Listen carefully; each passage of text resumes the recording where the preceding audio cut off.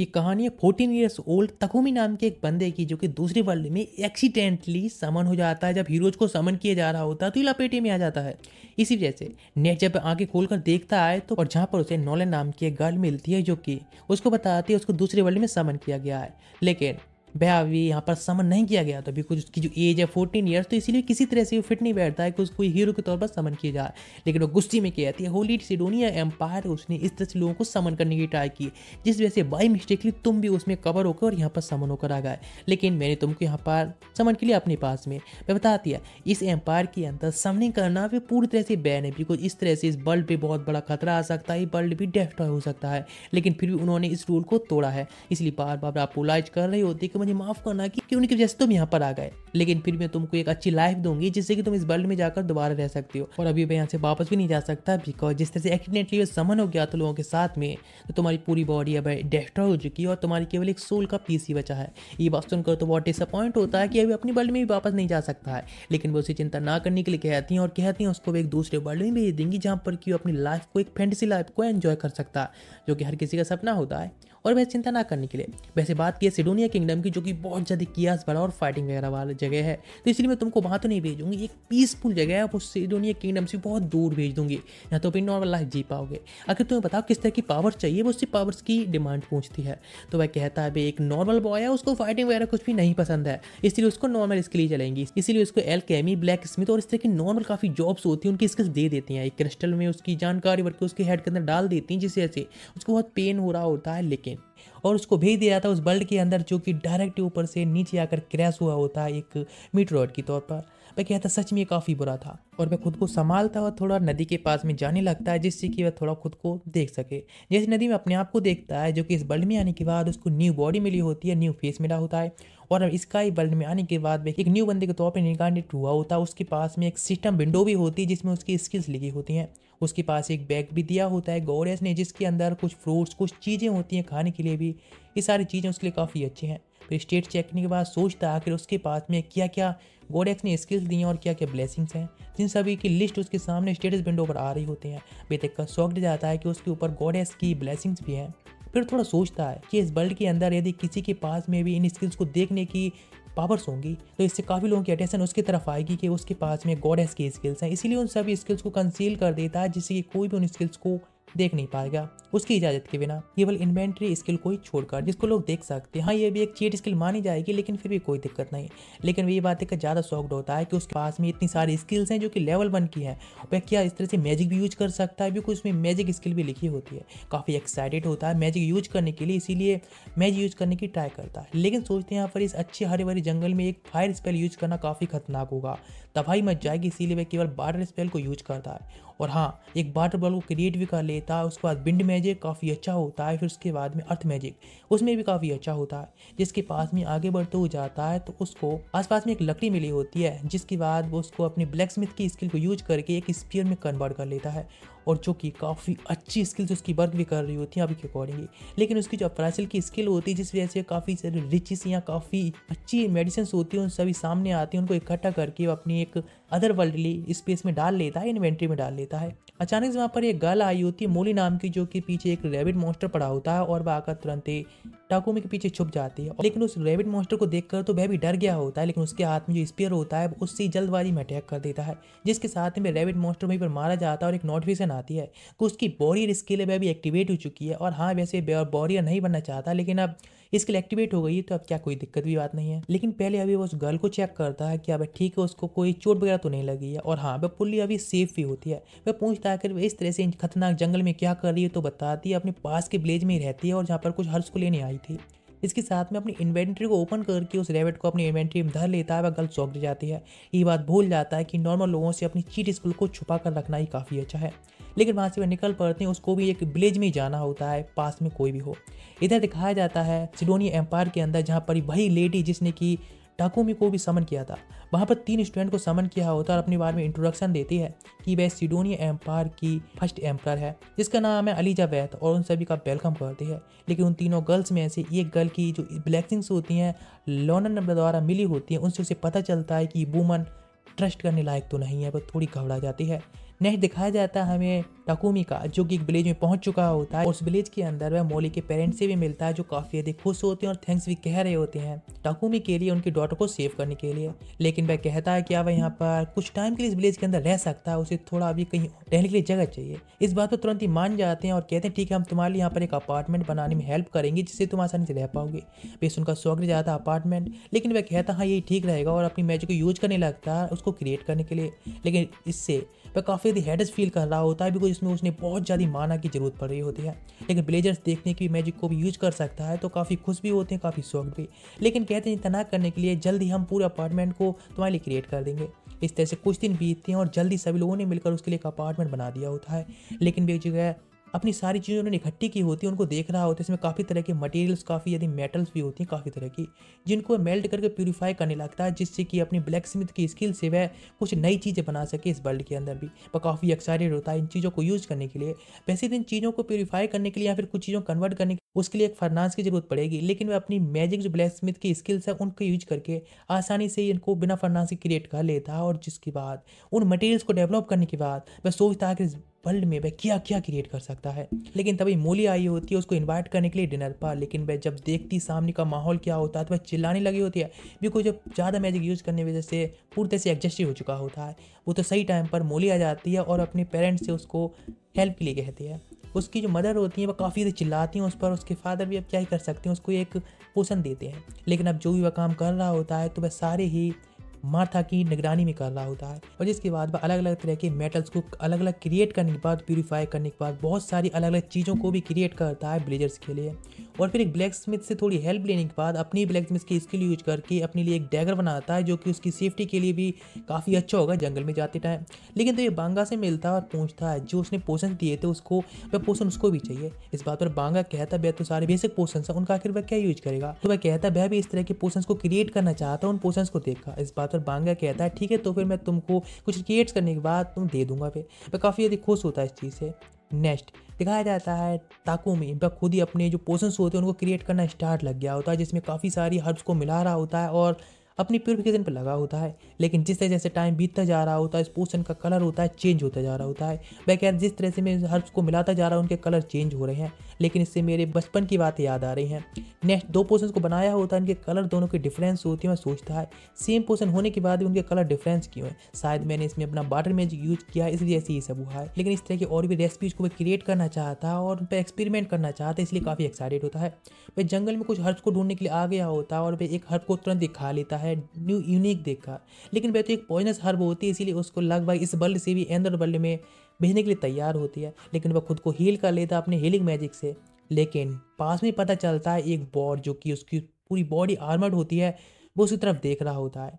वह तभी अपने पास स्पीयर उठा लेता है और काफ़ी घबराने लगा होता है। लेकिन उस स्पीयर से अटैक करने से पहले अपने शार्प नाइफ से अटैक करता है, जिससे उसकी बॉडी पर कुछ नहीं हुआ होता है इतनी हार्ड स्किल्स की वजह से। इसलिए अपने स्पीयर से भी अटैक कर देता है, लेकिन वह स्पीयर भी उसकी हार्ड स्किल पर कुछ नहीं कर पाता है और वह दूर जाकर गिरा होता है। लेकिन वह आर्मर बॉर होता है, दोबारा से अटैक करने आता है, जिसे वह डॉज कर दूसरी तरफ चला जाता है। लेकिन ताकुमी दोबारा से उस पर बिंड से अटैक करता है, अपनी अर्थ मैजिक से अटैक करता है, लेकिन उसके अटैक अभी लेवल 1 के होते हैं, इसलिए कोई काम नहीं कर रहे होते हैं। इसीलिए उसके पास में कोई चार नहीं बचा होता है, बस भी एक जगह खड़ा रह जाता है और वह बॉर जब उसकी तरह में अटैक करके आ रहा होता है। लेकिन तो पीछे तरफ देखता है तो वहाँ पर एक काफ़ी जाइंट एक स्पाइडर दिखता है जो काफ़ी इंजर्ड होता है। पहले तो उसे लगा होता है कि भाई स्पाइडर शायद उसके ऊपर सीक्रेटली अटैक करना चाहता है, लेकिन जितना भी इंजर्ड होता है उसे लग नहीं रहा होता है कि उस पर अटैक करेगा।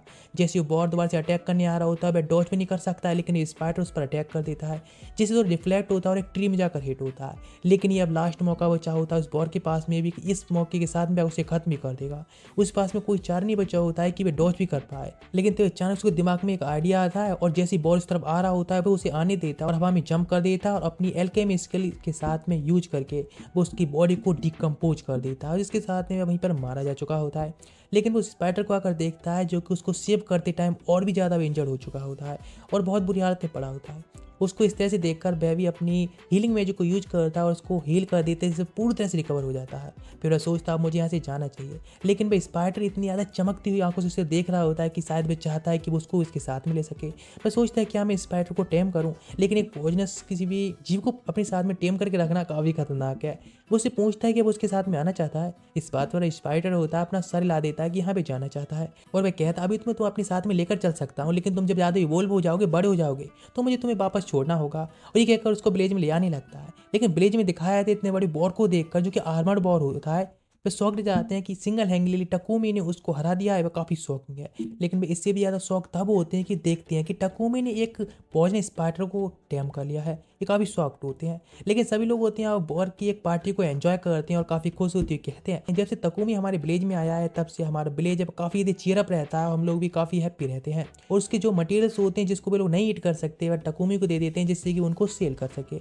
लेकिन गॉडेस ये सब जब दूर से देख रही होती हैं अपनी दुनिया से, और वह सोचती हैं सच में टकुमी की जो लाइफ है एक नॉर्मल जैसी वह जीना चाहता था, वह हैप्पी लाइफ को जी रहा है। इससे वह भी काफ़ी ज़्यादा हैप्पी होती हैं। नेक्स्ट डे जब अपनी आंखें खोलकर देखता है तो पता चलता है उसको पूरी तरह से उसकी जो स्पाइडर होती है मैपल, उसने अपनी सिल्क से बांध रखा होता है और पूरी तरह से कवर्ड होता है, केवल उसका हेड ही बाहर होता है। वो उससे कहता है अगर उसने ये सब क्यों किया, अगर उसने ये सब किया तो उससे वह माफ़ी मांगे। लेकिन वह स्पाइडर उस चीज़ के लिए वो काफ़ी बार माफ़ी मांग रही होती है, लेकिन इस चीज़ को वह अलग करने के लिए तैयार नहीं होती। वह कहता है ठीक आखिर मुझे बताओ तुमने ये सब क्यों किया, कहीं मैंने गलती तो नहीं कर दी तुम्हें हलाने के बाद।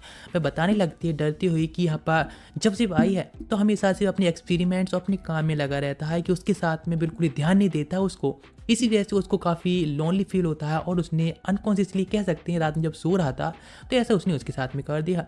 ये बात सुनने के बाद टाकुमी सोचता हाँ सच में उसने ये तो किया, उसको बहुत इग्नोर मारा। इसीलिए वह कहता है ठीक है आज मैं तुम्हारे लिए ही पर्सनली अपने काम से छुट्टी लूँगा और तुम्हारे साथ में खेलूँगा पूरे दिन, ठीक है ना। ये बात सुनने के बाद मैपल होती है वह काफ़ी अधिक खुश होती है और वह सोचती है कि अपने मास्टर के साथ में आज वह पूरा दिन एंजॉय करेगी। वह काफ़ी खुश होती है, इसलिए जंप कर देती है अपने मास्टर के ऊपर, उसके साथ खेलने लगती है।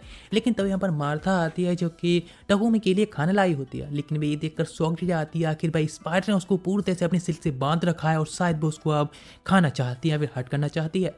लेकिन इस बात को टकुमी समझाने की ट्राई करता है जैसा नहीं है जैसा तुम दिख रहा है, ये बिल्कुल अलग है। कुछ टाइम के बाद वो सिल्क को देखती है और काफ़ी खुश होती है और आंखों में चमक आ जाती है। तो शायद उसका अलग ही प्लान काम कर सकता है जो कि एक डरावनी आइडिया होता है। वह कहती शायद इससे वह कुछ कर सकती है। नेक्स्ट पे एक कपड़े बनाती है उसी सिल्क से और बाहर आकर शो ऑफ कर रही होती है अपनी स्किल्स के लिए। सारी जो लेडीज और गर्ल्स होती हैं वह काफ़ी ज़्यादा ही एक्साइटेड होती हैं ऐसी चीज़ को देखकर। इतनी ज़्यादा लग्जरी है जिसको देखकर वह काफ़ी खुश होती हैं और वह भी इस तरह का एक और क्लॉथ बनवाना चाहती हैं। इस सब टकुमी भी दूर से देख रहा होता है और उसको दिमाग में एक आइडिया आता है लग्जरी नाम से। बताता आखिर क्या ये इतनी ज़्यादा प्रीशियस है, तो बताती हैं हाँ बिल्कुल स्पाइडर सिल्क है। वह नोबल लोग काफ़ी ज़्यादा पसंद करती हैं इसके बने हुए क्लॉथ्स को, बिकॉज ये काफ़ी लग्जरी और काफ़ी प्रीमियम चीज़ होती है। ये बात सुनकर तो उसके दिमाग में कुछ प्लान्स आने लगते हैं कि अपना न्यू व्यापार है बढ़ा सकता है किस तरह से। इन आइडिया के बारे में सोच ही रहा होता है, लेकिन मार्था तभी कहती है मैपल से उसको कुछ और सिल्क देने के लिए जो कि पहले से भी ज़्यादा प्रीमियम सिल्क को वह देने लगती है। ये बात सुनकर तो बस शॉक्ड जाता और कहता मेपल से हे तुम याद है ना मैंने कहा था आज तुम्हारे साथ में पूरे दिन ही मैं खेलने वाला हूँ। लेकिन मेपल उसको पूर्ति से इग्नोर मारती हुई कहती है कि अभी मैं काम में काफी बिजी हूँ इसलिए तुम अकेले चले जाओ। ये बात सुनकर वह भी उसको काम करते हुए छोड़कर चला जाता है और निकल पड़ता है और सोच रहा होता अभी मैं प्लानिंग कर रहा हूँ कि इस विलेज को छोड़कर एक सिटी में चला जाऊँ जहाँ पर कि अपनी एल्केमिक स्किल्स को मैं और भी डेवलप कर पाऊंगा। लेकिन एक मंथ से इसी सिटी में मैं यहाँ पे विलेज में रह रहा हूँ जिस वजह से इनके बीच में काफ़ी अच्छा मेरा बॉन्ड बन चुका है। इसीलिए पता नहीं मैं किस तरह से इन सभी लोगों को गुड बाय कह पाऊंगा जब यहाँ से जाना चाहूँगा। वह आ जाता है ब्लैक स्मिथ के पास में जहाँ पर कि अपने आर्मर वगैरह के बारे में थोड़ी बात कर रहा होता है। लेकिन तभी वहाँ पर बांगा आता है और जिसको ब्लैक स्मिथ बताता है कि वह यहाँ से सिटी जाना चाहता है इस विलेज को छोड़कर। इस बात पर बांगा भी उसको इनकरेज करता है और कहता है उसकी ब्लैक स्मिथ का काम है और एल्केमी का काम वहाँ पर ज़्यादा बढ़कर चल पाएगा, उसके बिजनेस में काफ़ी ग्रोथ होगी। इसीलिए उसने बैंकर नाम के एक बंदे से बात की जो कि एक ट्रेडर है और जो कि जल्द यहाँ पर आने वाला है और तुम उसके साथ में यहाँ से चले जाना और जो तुम्हारे लिए भी सेफ जर्नी होगी। इस बात पर दोनों के लिए थैंक्स कहता है उनकी इतनी हेल्प करने के लिए। लेकिन जिसकी वजह जब बाहर की तरफ आता है तो बाहर को मार्था खड़ी मिलती है जिसके हाथ में एक बकेट होती है और उसके अंदर कुछ मीट होता है जो कि उस हॉर्न रैबिट का मीट होता है जिसको पहले टकुमी ने हंट किया था। लेकिन बताते हैं ये मीट तो काफ़ी अच्छा है लेकिन फिर भी हम इसको नहीं कुक कर सकते बिकॉज इसके अंदर काफ़ी सारी प्यूरिफिकेशन की ज़रूरत है और काफ़ी कुछ करने की ज़रूरत है जिससे कि अंदर कोई भी डिसीज़ वगैरह ना रहे और जिसके बाद ही हम इसको खा पाएंगे। इसीलिए इन सब करने के लिए हमारे पास कोई इक्विपमेंट नहीं है, इसलिए मैं इसको फेंकने वाली हूँ। इस बात पर टकुमी इसको रोकने के लिए कहता है और अपनी चीट स्किल होती है प्यूरिफिकेशन की यूज करता है। जिसके बाद उसको प्यूरिफाई करने के बाद मार्था देखकर शॉक्ड जाती हैं और कहती हैं कि सच में तुम्हारे पास में एक लाइट मैजिक भी है। लेकिन मैं यही कहूँगी कि किसी और के सामने इस मैजिक का यूज ना करना बिकॉज ये एक यूनिक मैजिक होता है लाइट मैजिक। यदि कोई इसको देखेगा तो तुम्हारे पीछे पड़ सकते हैं लोग इसको अपनाने के लिए, इस मैजिक को छीनने के लिए भी। वह चिंता मत करो, उस विलेज के अंदर कोई भी इतना ज़्यादा ग्रीडी नहीं है, ना ही कोई लालची है, इसीलिए तुम्हारा यहाँ पर कोई डर की बात नहीं है। लेकिन यहाँ से बाहर जाने के बाद जब तुम थोड़ी ग्रो होगी और तुम्हारी पहचान बढ़ेगी तो उस टाइम तुम्हारे लिए बहुत बड़ा खतरा खड़ा हो सकता है। वो उसकी एडवाइस को तुरंत ही थैंक्स के तौर पर लेता है और कहता है आगे चलकर वह याद रखेगा और इन स्किल्स को वह लोगों के सामने ज़्यादा शो नहीं करेगा। उसे थैंक्स कहता है उसकी एडवाइस के लिए। नेक्स्ट वह भी विलेज के लिए बहुत कुछ करना चाहता है। उनकी जो लकड़ियों की दीवारें होती हैं वहाँ पर अपनी मैजिक से अर्थ मैजिक यूज करके काफ़ी बड़ी बड़ी दीवारों को क्रिएट करता है जिसकी विलेजर सेफ रहे और वह पक्की हो चुकी होती हैं। जिसके साथ अपनी इन्वेंट्री के तौर पर वहाँ पर एक हैंडपम्प भी लगा देता है जिससे विलेजर्स को थोड़ी हेल्प हो। और इसके बाद आखिरकार नेक्स्ट डे भी हो चुका होता है जहाँ पर बैंका नाम का वह ट्रेडर भी आ चुका होता है जिसको अपना पोषण दिखाता है, जिस पोषण को देखने के बाद वह तो सोचता है कि शायद उसके हाथ में खजाना लग चुका है क्योंकि इतने ज़्यादा प्योर भी होता है। वह तुरंत ही उसको बाय करने के लिए तैयार हो जाता है, लेकिन वहाँ पर विलेजर सारे लोग ही आते हैं मिलकर उसको बोट बाय कहते हैं, जिसके तौर पर मार्था होती है उसको एक क्लॉथ देती है जो कि उसने पर्सनली अपने हाथों से बनाए होते हैं। और जिसके बाद सभी लोग उसे थैंक्स के तौर पर उसको काफ़ी चीज़ें देते हैं जो कि उसकी लाइफ में अभी काम आने वाली हैं और जो कि गुड बाय गिफ्ट भी होता है। इस बात पर वह थैंक्स कहता है और फिर 90 डिग्री झुककर थैंक्स कहता है जो कि जैपनीज में एक ट्रेडिशन होता है ज़्यादा थैंक्सफुल होने के लिए, और वहाँ से गुड बाय करके विलेज छोड़कर चला जाता है। और जहाँ पर पता चलता है उस कैरेज के अंदर 3 लोग और भी होते हैं जो तीनों ही एडवेंचर्स होते हैं और जो कि सील रैंक गुल्ड से होते हैं, और जहाँ पर कि वह पैपैक के लिए एक्सपोर्ट के लिए आए होते हैं साथ में ही, बिकॉज वो एक ट्रेडर होता है। 3 लोग अपने बारे में इंट्रोडक्शन देते हैं जिसमें बिल, हीफ, बैगर होता है। 3 लोग ही एडवेंचर तौर पर, लेकिन उन तीनों में से एक बंदा काफ़ी क्यूरियस होता है कि आखिर जो बैग कैरी कर रहा है आखिर उसमें क्या है। वह कहने लगता है इसमें एक स्पाइडर, पॉइजन स्पाइडर। वह ऐसा कैजुअली कह देता है, इस बात के लिए वह चेक करना चाहता है जिस वजह से स्पाइडर उसके ऊपर जंप कर देता है। वह काफ़ी देर डर जाता है और कांपने लगता है डर की वजह से। लेकिन तभी पैपैक कहता है कि वैसे तुम्हारे पास में जो हीलिंग पोशंस हैं उनको मैं और भी कुछ बाय करना चाहता हूँ। वह भी कहता है ठीक है, लेकिन अचानक से वह गाड़ी को रोक देते हैं, इससे एकदम सब लोग ही गिर जाते हैं। तो पता चलता है सामने से कुछ गॉब्लिन्स आ रहे हैं जो कि उनकी कैरेज को अटैक करने वाले होते हैं। लेकिन तीनों एडवेंचर्स अपनी फॉर्म में आते हैं और अटैक करना स्टार्ट करते हैं।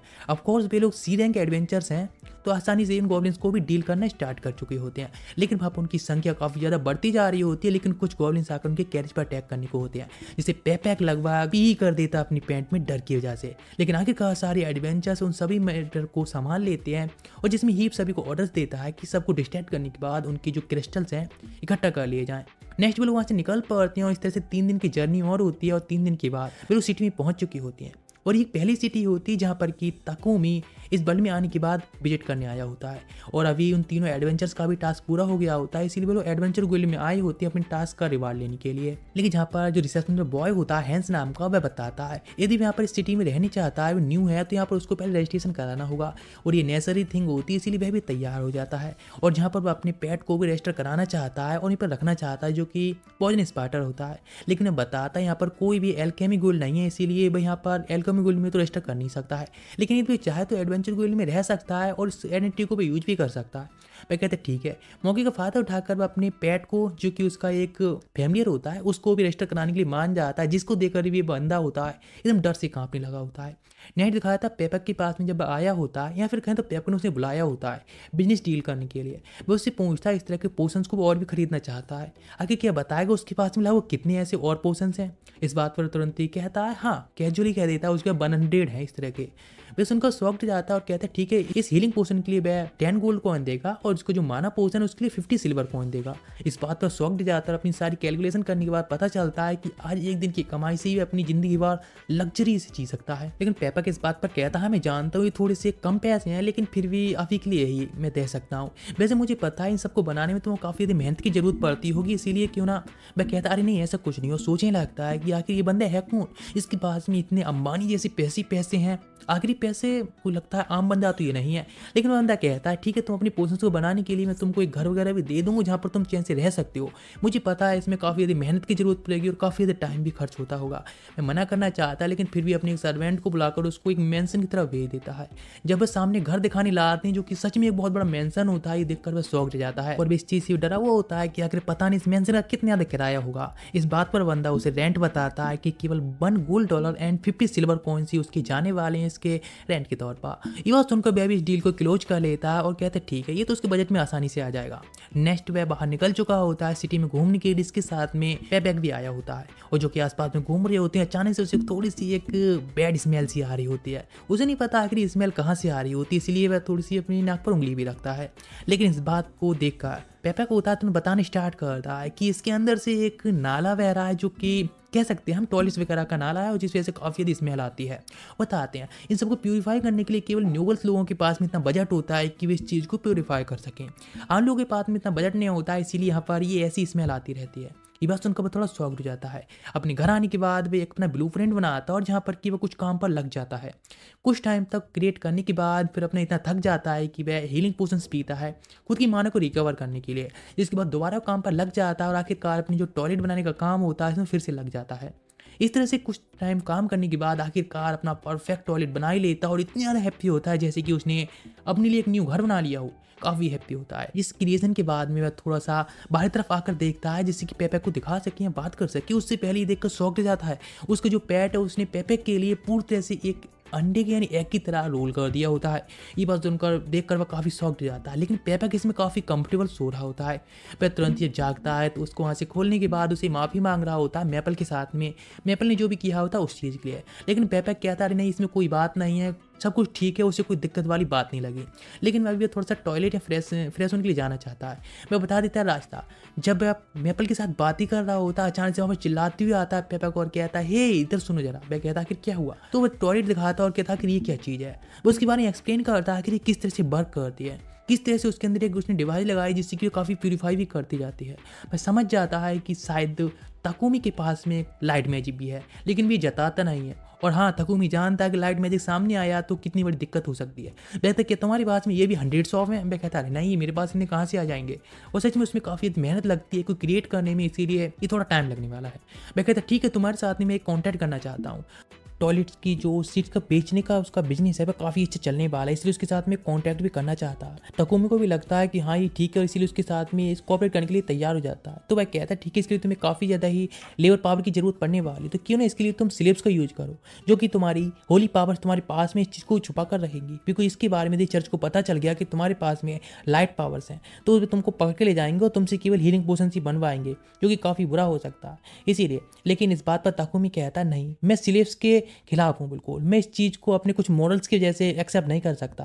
वह कहने लगता है चिंता ना करने के लिए, बिकॉज वे एक जेन्युइन ट्रेडर के पास में जाएगा जिससे कि उसके जो भी स्लेव्स हैं उनके कोई भी मॉरल्स को डैमेज नहीं होगा, तुम आसानी से समझ जाओगे। वह इस चीज़ के लिए मान जाता है। लेकिन जब इस बारे में सोच ही रहा होता है कि हाँ इसके लिए ठीक रहेगा और भी बरकत बढ़ाएगा, उससे पहले अचानक से उसका कार्ड में कुछ नोटिफिकेशन आती है, चमकने लगा होता है। उसने चेक करने के बाद पता चलता है एक नोटिफिकेशन में लिखा होता है तुम एडवेंचर वर्ल्ड के एक हिस्सा हो, इसीलिए इस चीज़ को जारी रखना चाहते, इसलिए तुमको एक मंथ में कम से कम एक टास्क तो पूरा करना होगा जिससे कि तुम पता चले हाँ तुम अभी भी क्या एडवेंचरर हो। वह कहता है ठीक है मुझे लगता है कुछ और भी ज़्यादा वर्कर की जरूरत पड़ने वाली है पहले से भी। वह तो निकल पड़ता अपने एडवेंचर वर्ल्ड की तरफ जहाँ पर अपना टास्क ले सके। लेकिन नेक्स्ट वो उसके साथ में पहुंच गया होता है एक ट्रेडर के पास में, लेकिन उसके बाद वह थोड़ा सा गार्डन में घूमने के लिए निकल जाता है। लेकिन तब वह गार्डन में देखता है जहाँ पर कि एक एफ गर्ल होती है जो कि बहुत ज़्यादा ब्यूटीफुल होती है। वह भी शौक जाता है, लेकिन वह गर्ल उसको देख कर केवल एक ही बात कहती है ये जगह बच्चों की घूमने के लिए नहीं है, अभी कि अभी तुम वहाँ से वापस लौट जाओ, बच्चे तुम अपने घर चले जाओ। भैया काफ़ी देर कोल्ले कह रही होती है और बार बार इसको रिपीट कर रही होती है, जिस वजह से वह भी शौक जाता है। नेक्स्ट पे लोग आ चुके होते हैं उस स्लेव ट्रेडर से बात करने के लिए, जहाँ पर वह सोचने लगता है ट्रेडिंग के लिए। लेकिन पेपैक होता है वो उसके तौर पर बात करता है। वह बताता है कि ताकुमी को कुछ स्लेब चाहिए, लेकिन उसके कुछ मॉरल्स हैं जिसकी वजह से भी इन स्लेब्स को एक्सेप्ट नहीं कर सकता है, क्योंकि स्लेब्स जो मॉरल्स हैं या फिर उसकी जो ह्यूमन राइट्स हैं उसको भी वह डैमेज नहीं होने दे सकता है। इस बात पर कहती है चिंता ना करने के लिए, बिकॉज स्लेब्स हैं बेशक वे स्लेब्स हैं, लेकिन फिर भी उनके जो मॉरल्स हैं या फिर जो भी उनके ह्यूमन राइट्स हैं उनको कोई डैमेज नहीं कर सकता है, उनसे कोई वह काम नहीं करा सकता है जो कि उन कॉन्टैक्ट के अंदर नहीं है, ना ही वो उनको ज़्यादा कोई इंजर्ड भी कर सकता है, हैवी जंजीरी नहीं दे सकता है। और उन सभी स्लेब्स के लिए तुम्हें शेल्टर, खाना और क्लॉथ देने होंगे, जो कि काफ़ी ज़्यादा इंपॉर्टेंट है। वह सोचने लगता हाँ ये काफ़ी ज़्यादा ठीक ठाक है, जितना कि मैंने सोचा था उससे काफ़ी अच्छा है। वह कहने लगती है वैसे स्लेब्स की बात की जाती है इस कंट्री में काफ़ी ज़्यादा उनकी ह्यूमन राइट्स को ध्यान में रखा जाता है। बताती है जिनके ऊपर ज़्यादा डेप्थ हो जाता है वह लोग अपने डेप्थ को पे करने के लिए भी स्लेवरी का काम करते हैं, जिससे कि वे जब वर्क मिलता है तो अपनी डेप्थ को उतार सकते हैं। जिसमें कि कुछ लोग ऐसे भी होते हैं जो कि वॉर के दौरान यहाँ पर लाए जाते हैं, जिनको एक शेल्टर मिल जाए तो स्लेव के तौर पर यूज की जाते हैं, उनके लिए भी काफ़ी अच्छा होता है। कुछ लोग होते हैं जो क्रिमिनल्स किडनैप कर लेते हैं, उनको बच्चों के तौर पर स्लेवरी का काम करते हैं, वो इलीगल स्लेव्स होते हैं। इस चिंता करने की बात नहीं है। पिपेक तकुमी की तरफ से बोलता है और कहता है कि तकुमी के लिए एक ऐसा स्लेव चाहिए, यानी वॉरियर टाइप स्लेव चाहिए जो कि उसकी कुछ सीक्रेट स्किल्स वगैरह है, कुछ काम करता है वगैरह, उसको थोड़ा सीक्रेट भी रख सके। इस बात पर आप पूछते हैं कि तुम्हारी आखिर किस तरह की रिक्वायरमेंट आ गई, तुम किस तरह के स्लेव को चाहते हो। तकुमी बताता है कि उसको एक फाइटर टाइप चाहिए जो कि उसकी हेल्प कर सके। यदि वह एडवेंचर का काम करे तो उसमें थोड़ी हेल्प कर सके, यदि वह एडवेंचर तौर पर हर्ष वगैरह लेने जाए तो उनमें थोड़ी हेल्प कर सके, घर का पूरा काम करना जानती हूँ, पूरे घर को संभाल के रख सके। इस बात पर कहते हैं ठीक है, और मरिया नाम की एक गर्ल को बुलाती हैं और कहती हैं ये एक किडनैपर द्वारा किडनैप की गई थी, क्रिमिनल द्वारा किडनैप की गई और जो बचपन से पूर्ते से ट्रेन की गई है। मरिया से पूछता है कि मेरे घर का साइज इतना है, क्या तो मेंटेन कर सकती हो। वह कहती है ऑफकोर्स मैं पूरी तरह से इसको देखभाल कर सकती हूँ, लेकिन वह कहता है मेरे पास एक क्वेश्चन, आखिर तुम जैसी इतनी क्यूट और इतनी ब्यूटीफुल गर्ल अब तक यहाँ पर अवेलेबल कैसे है? तुम्हारे पीछे तो लड़कों की लाइन लग जानी चाहिए थी। इस बात सुनकर तो उसका पूरा मुंह होता है रेड हो जाता है शर्म के जैसे, और वह कहती है उसकी भी कुछ प्राइवेसी नहीं, इसीलिए रात में वह उसके रूम के अंदर बिल्कुल भी पिक नहीं करेगा, ये अलाउड नहीं है। मैं कहने लगता अरे तुम क्या गलत समझ रही हो, मैं एक सिग्मा मेल हूँ, मैं इस तरह के कोई भी छोटे मोटे काम नहीं करने वाला हूँ, तुम चिंता मत करो इन चीज़ों के लिए। इस बात पर स्लेव ट्रेडर होती है, वह कहती ठीक है तुम्हारा कॉन्टैक्ट हम फॉर्म कर देते हैं, लेकिन तुम्हारे लिए 2 स्लेव की जरूरत पड़ने वाली थी, तो हमारे पास वॉरियर या फाइटर टाइप कोई भी स्लेव नहीं है, इसलिए तुम नहीं। लेकिन मरिया कहती है हाँ क्यों ना, हमारे पास सोफिया है ना, उसको देख सकते हैं। इस बात पर स्लेव ट्रेडर कहती है नहीं, तुम्हारी यह जगह नहीं है जिससे कि तुम कुछ भी चीज़ को यहाँ पर सजेस्ट कर सको, इसलिए अपनी सारी चीज़ों को पैक कर लो और यहाँ से तुम तैयार हो जाओ जाने के लिए। लेकिन तकुमी मरिया की बात सुनकर थोड़ा सा क्यूरियस होने लगता है, इसीलिए एक बार कहता है कि उस गर्ल से मिलना चाहता है। वह भी कहते हैं ठीक है और उसके रूम में आ जाते हैं, लेकिन वह देखकर शॉक जाता है ये तो वही गर्ल है जो कि उसको गार्ड में बैठी हुई मिली थी। लेकिन वह कहती हैं ये बिल्कुल यूजलेस है, वैसे तो हमें 50 साल पहले एल्फ के साथ वॉर हुई थी उसमें ही मिली थी, तब से उसको कोई भी मास्टर नहीं मिल पाया है, बिकॉज सबसे ये है तो स्ट्रॉन्गेस्ट, लेकिन उसकी सारी मैजिक पावर्स, इसकी बॉडी, इसकी फिजिकल हेल्थ सब कुछ डैमेज हो चुकी है, इसीलिए वह काफ़ी इंजर्ड कह सकते हैं, इसलिए बिल्कुल यूजलेस एक नॉर्मल ह्यूमन की तरह ही है। इस बात पर कहता है ठीक है तो क्या मैं अकेले में उससे थोड़ी देर बात कर सकता हूँ। यह सुनकर स्लेव ट्रेडर लेडी होती है वहाँ से चली जाती है, लेकिन वह एल्फ दोबारा से उससे फिर कह रही होती है कि वह यहाँ से घर चला जाए वापस, जैसे वह पहले कह रही थी, लेकिन उसकी बात को इग्नोर मारती है, उसके चेहरे को पकड़ लेता है और क्लोजली उसको देखने लगता है, जिससे वह भी शॉक्ड होती है, लेकिन वह तो बस उसकी स्टेटस विंडो को देख रहा होता है, जिसे पता चलता है कि उसको पावर के मामले में एकदम ओवर पावर है, लेकिन कुछ कर्स की वजह से और उसकी कुछ लिम्स में जो इंजरी है उसकी वजह से वह काफ़ी ज़्यादा ही अभी की तौर पर वीक है, या बिल्कुल ही बेकार यूजलेस हो चुकी है। तभी वह उस लेडी को बुलाता है और कहता है इसको भी अपनी स्लेव के तौर पे एक्सेप्ट करना चाहता है। वह लेडी कहती है कि वह बिल्कुल ही यूजलेस, उसके पास कोई पावर नहीं है, लेकिन तकुमी कहता है चिंता ना करने के लिए वह फिर भी उसको ले जाना चाहेगा। वे दोनों के बीच में तीनों को इकट्ठा करके एक जगह पर कॉन्टैक्ट बना देते हैं, जिससे दोनों गर्ल्स के गले में एक कॉलर आ जाता है जो कि उसका स्लेव ट्रेडिंग के तौर पर होता है, स्लेव कॉलर्स। जब वे वहाँ से घर वापस जाते हैं तकुमी जैसे दरवाजा खोलता है तो अचानक से उसके ऊपर एक स्पार्ट रखा अटैक कर देता है, जो कि उसकी मैपल होती है, और वह सच में उसको ग्रीट कर रही होती है मास्टर को, लेकिन सोफिया सोचती है उसके मास्टर के ऊपर अटैक कर दिया एक मॉन्स्टर ने, इसीलिए उसको उठाकर फेंकना चाहिए, लेकिन वो उससे कहता है चिंता ना करने के लिए, बिकॉज वो उसकी एक पेट है, वह क्या ही कर सकती हैं। लगता है ये शुरू से कि तकुमी एक बियर्डो है, इसीलिए उसकी सारी एक्शन हाँ एक्सेप्टेबल है। नेक्स्ट वो लोग अंदर जाते हैं तो कहता है यहाँ पर बहुत सारे रूम खाली हैं, तुम जो चाहो पिक करके अलग अलग रह सकती हो, और वैसे यहाँ पर बाथरूम भी है तो बाथ को भी तुम आराम से यूज कर सकती हो, डोंट वरी। सुनने की बात होती है, दोनों गर्ल्स जाकर आराम से बात के लिए निकल जाती हैं। यहाँ पर मरिया कहती है कि मुझे नहीं लगाता सोफिया कि तुमको मास्टर यहाँ पर आने देंगी, लेकिन सच में तुम्हारे लिए काफी ज्यादा प्रोटेक्टिव रहती है हमेशा ही, शायद यहाँ पर तकुमी है वो कोई स्पेशल बंदा होगा इसलिए तुमको उसके साथ में जाने दिया। लेकिन सोफिया तो अलग ही सोच रही होती है, बिकॉज उसके अकॉर्डिंग जब उसने कॉन्टैक्ट पढ़ा था या नजर डाली थी उस टाइम जो भी तकुमी की मेन जानकारी वे सारी ब्लैंक होती है, तो सोचती है आखिर वो बंदा है कौन जिसके बारे में इन्फॉर्मेशन भी नहीं लिखी है। लेकिन जब लोग वापस जाते हैं तो पता चलता है तकुमी ने पहले से खाना प्रिपेयर कर दिया होता है सभी लोगों के लिए। ये देखकर मरिया कहती है तो मेरा जॉब है ना, और सोफिया भी कहती है हाँ इस तरह से हम सिलेबस को अपने साथ में खाना खिलाना क्या ये सच में ठीक है। मैं कहता चिंता ना करने के लिए हम साथ में खाते हैं। न्याय दिखाता है पीपक ने एक पार्सल दिया होता है, उसको लेने के बाद निकल जाता है, तो अचानक से रास्ते में उसे एक चर्च मिलता है, तो उसके अंदर चला जाता है जहाँ पर की लेडी नोलन की एक स्टैचू होती है जहाँ पर वह प्रे करने लगा होता है, सोचता है और वह कहता है कि आखिर सिडोनिया किंगडम को तो लीजन है जो कि कंट्रोल करती है, तो आखिर नोलन ने जो कि उन सभी को इतने ज्यादा हेट क्यों कर दिया। इस बात पर वह कहती है हाँ ऑफकोर्स मैं उसे हेट करती हूँ। वह शॉक दे जाता है और आंखें खोल कर देखता है तो सामने वह फिर से उसी गॉडेस के सामने खड़ा होता है। वह कहता है क्या मैं दोबारा से मर चुका हूँ? कहती है नहीं, मैंने बस तुमको थोड़ी सी बात करने के लिए यहाँ पर बुलाया है। वह बताती हैं सिडोनिया किंगडम के अंदर जो भी लोग हैं मैं हाँ सच में पहले मेरी प्रेयर करते थे क्रिएशन गॉडेस के तौर पर, लेकिन अभी के तौर पर उनको जो ध्यान है वो मेरे से डाइवर्ट हो चुका है। उन्होंने एक न्यू गॉडेस को इंट्रोड्यूस किया है जो कि गॉडेस ऑफ लाइट बुलाते हैं, जो कि कोई भी एग्जिस्ट ही नहीं करती हैं। लेकिन सिडोनिया के लोग हैं वे उस पर कुछ मैजिक वगैरह दिखा रहे हैं, जिस वजह से वे लोग उसकी तरफ अपनी प्रेयर्स को ज़्यादा बढ़ा रहे हैं, अट्रैक्शन बढ़ा रहे हैं। लेकिन ये सब ह्यूमंस का मामला है, इसीलिए मुझे कोई फर्क नहीं पड़ता आखिर वे क्या करते हैं। लेकिन हाँ, अभी तक जो भी मैंने तुम्हें ब्लेसिंग्स दी हैं वो तुम्हें हमेशा ही तुम्हारे साथ रहने वाले हैं। लेकिन अभी से कुछ टाइम बाद मैंने तुम्हारे एक प्लॉट आर्मर भी क्रिएट किया है, और इसीलिए अभी से तुम्हें जो भी करना होगा तुम्हें खुद ही करना होगा, बिकॉज तुम्हारे पीछे अब बहुत सारे खतरे भी आ सकते हैं। इसलिए तुमको खुद को प्रिपेयर करना होगा उन खतरों के लिए। बहुत सारे लोग तुमको हर्ट भी करना चाहेंगे, इसलिए तुमको खुद को प्रिपेयर रखना होगा। मैं समझ जाता अब तक जो भी उसके साथ इतना अच्छा हो रहा था वह गॉडेस की ब्लेसिंग की वजह से हो रहा था, इसलिए उसको इतने अच्छे अच्छे लोग मिल रहे थे। नेक्स्ट वाला वहाँ से चला जाता है और जब घर आता है तो फिर से उसके ऊपर मैपल आकर जंप कर देती है और वह उसकी वजह से गिर जाता है, उसका सामान गिर जाता है। सोफिया उसका पैकेज उठाकर उसको हेल्प करने वाली होती है, लेकिन वो उसको अपने स्टोरेज में रख लेता है उसके छूने से भी पहले, और वह अपने आकर एक्सपेरिमेंट करने लगा होता है। सोफिया सोचने लगी होती है आखिर उस पैकेज के अंदर क्या था जो कि मैजिक सील द्वारा सील था, और उसने इतनी आसानी से उसके हाथ लगने से पहले उसको छुपा दिया। वह वहाँ से निकल पड़ती है जिस तरफ तकोमी अपने एक्सपेरिमेंट कर रहा होता है, जहाँ पर वह एक पॉइजन के अंदर अपने ब्लेड को डुबाता है, फिर अपने हाथ पे कट मारता है जिससे कि दोबारा हील करने लगता है होली लाइट से, अभी लाइट मैजिक से, जिससे कि अपनी लाइट मैजिक को उसको लेवल अप कर सके। उसका कुछ अलग प्लान होता है और फिर उसके बाद में मरिया का नाम लेता है एक बार ही बस। लेकिन इस बात को सुनकर सोफिया सोचने लगती है कि शायद गड़बड़ करने वाला है, इसलिए उस पर आकर कहती है या आखिर तुम क्या करने वाले हो मरिया के साथ में, उस पर जंप कर देती है। लेकिन वहीं पर वह कोलैप्स हो जाती है सब कहने के बाद ही। बस देखता है तो उसका जो मैजिक होता है उसकी स्ट्रेंथ सब उसने एडजस्ट कर दी होती है, उसको हील करने की ट्राई करता है, लेकिन उसका हीलिंग मैजिक ज़्यादा काम नहीं कर रहा होता उसके कर्ज की वजह से। अचानक से बर्फी कर जाता है बिकॉज उसका लाइट मैजिक लेवलअप हो जाता है। नेक्स्ट वे लोग उसको आकर लिटा देते हैं और मरिया बताते हैं अगर उसके साथ में ऐसा होता रहता है, जब भी अपनी ज़्यादा एक्साइटेड होती है, ज़्यादा थोड़ी सी डिप्रेस्ड होती है तो ऐसा तरह से बेहोश हो जाती है।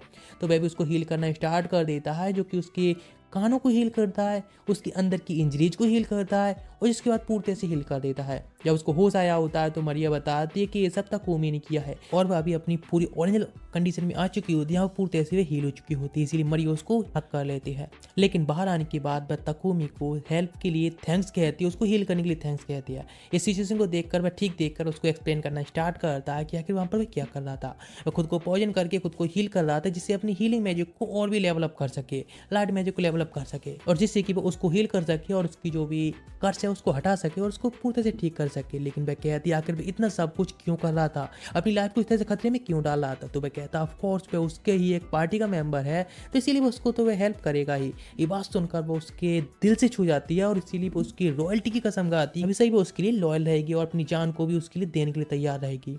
ये बात सुनकर वह स्माइल करता है और इसी के साथ में पार्ट 3 पर एंड होता है। इसका नेक्स्ट पार्ट जैसे रिलीज होगा तो हम उसको तो अपलोड करेंगे, लेकिन तब तक हम एक और न्यू एनिमी को एंजॉय करते हैं। चलो इस सीरीज को भी स्टार्ट करते हैं। हेलो फ्रेंड, तो ये कहानी एक ऑर्फन बच्चे की जिसके एडॉप्टेड फादर होते हैं जो कि पूरे ऑर्फन के बच्चों के ऊपर एक एक्सपेरिमेंट करते रहते हैं जिससे कि वो उनको कुछ मॉन्स्टर्स में बदल सके और अपने एक्सपेरिमेंट को पूरा कर सकें, सक्सेसफुल कर सकें।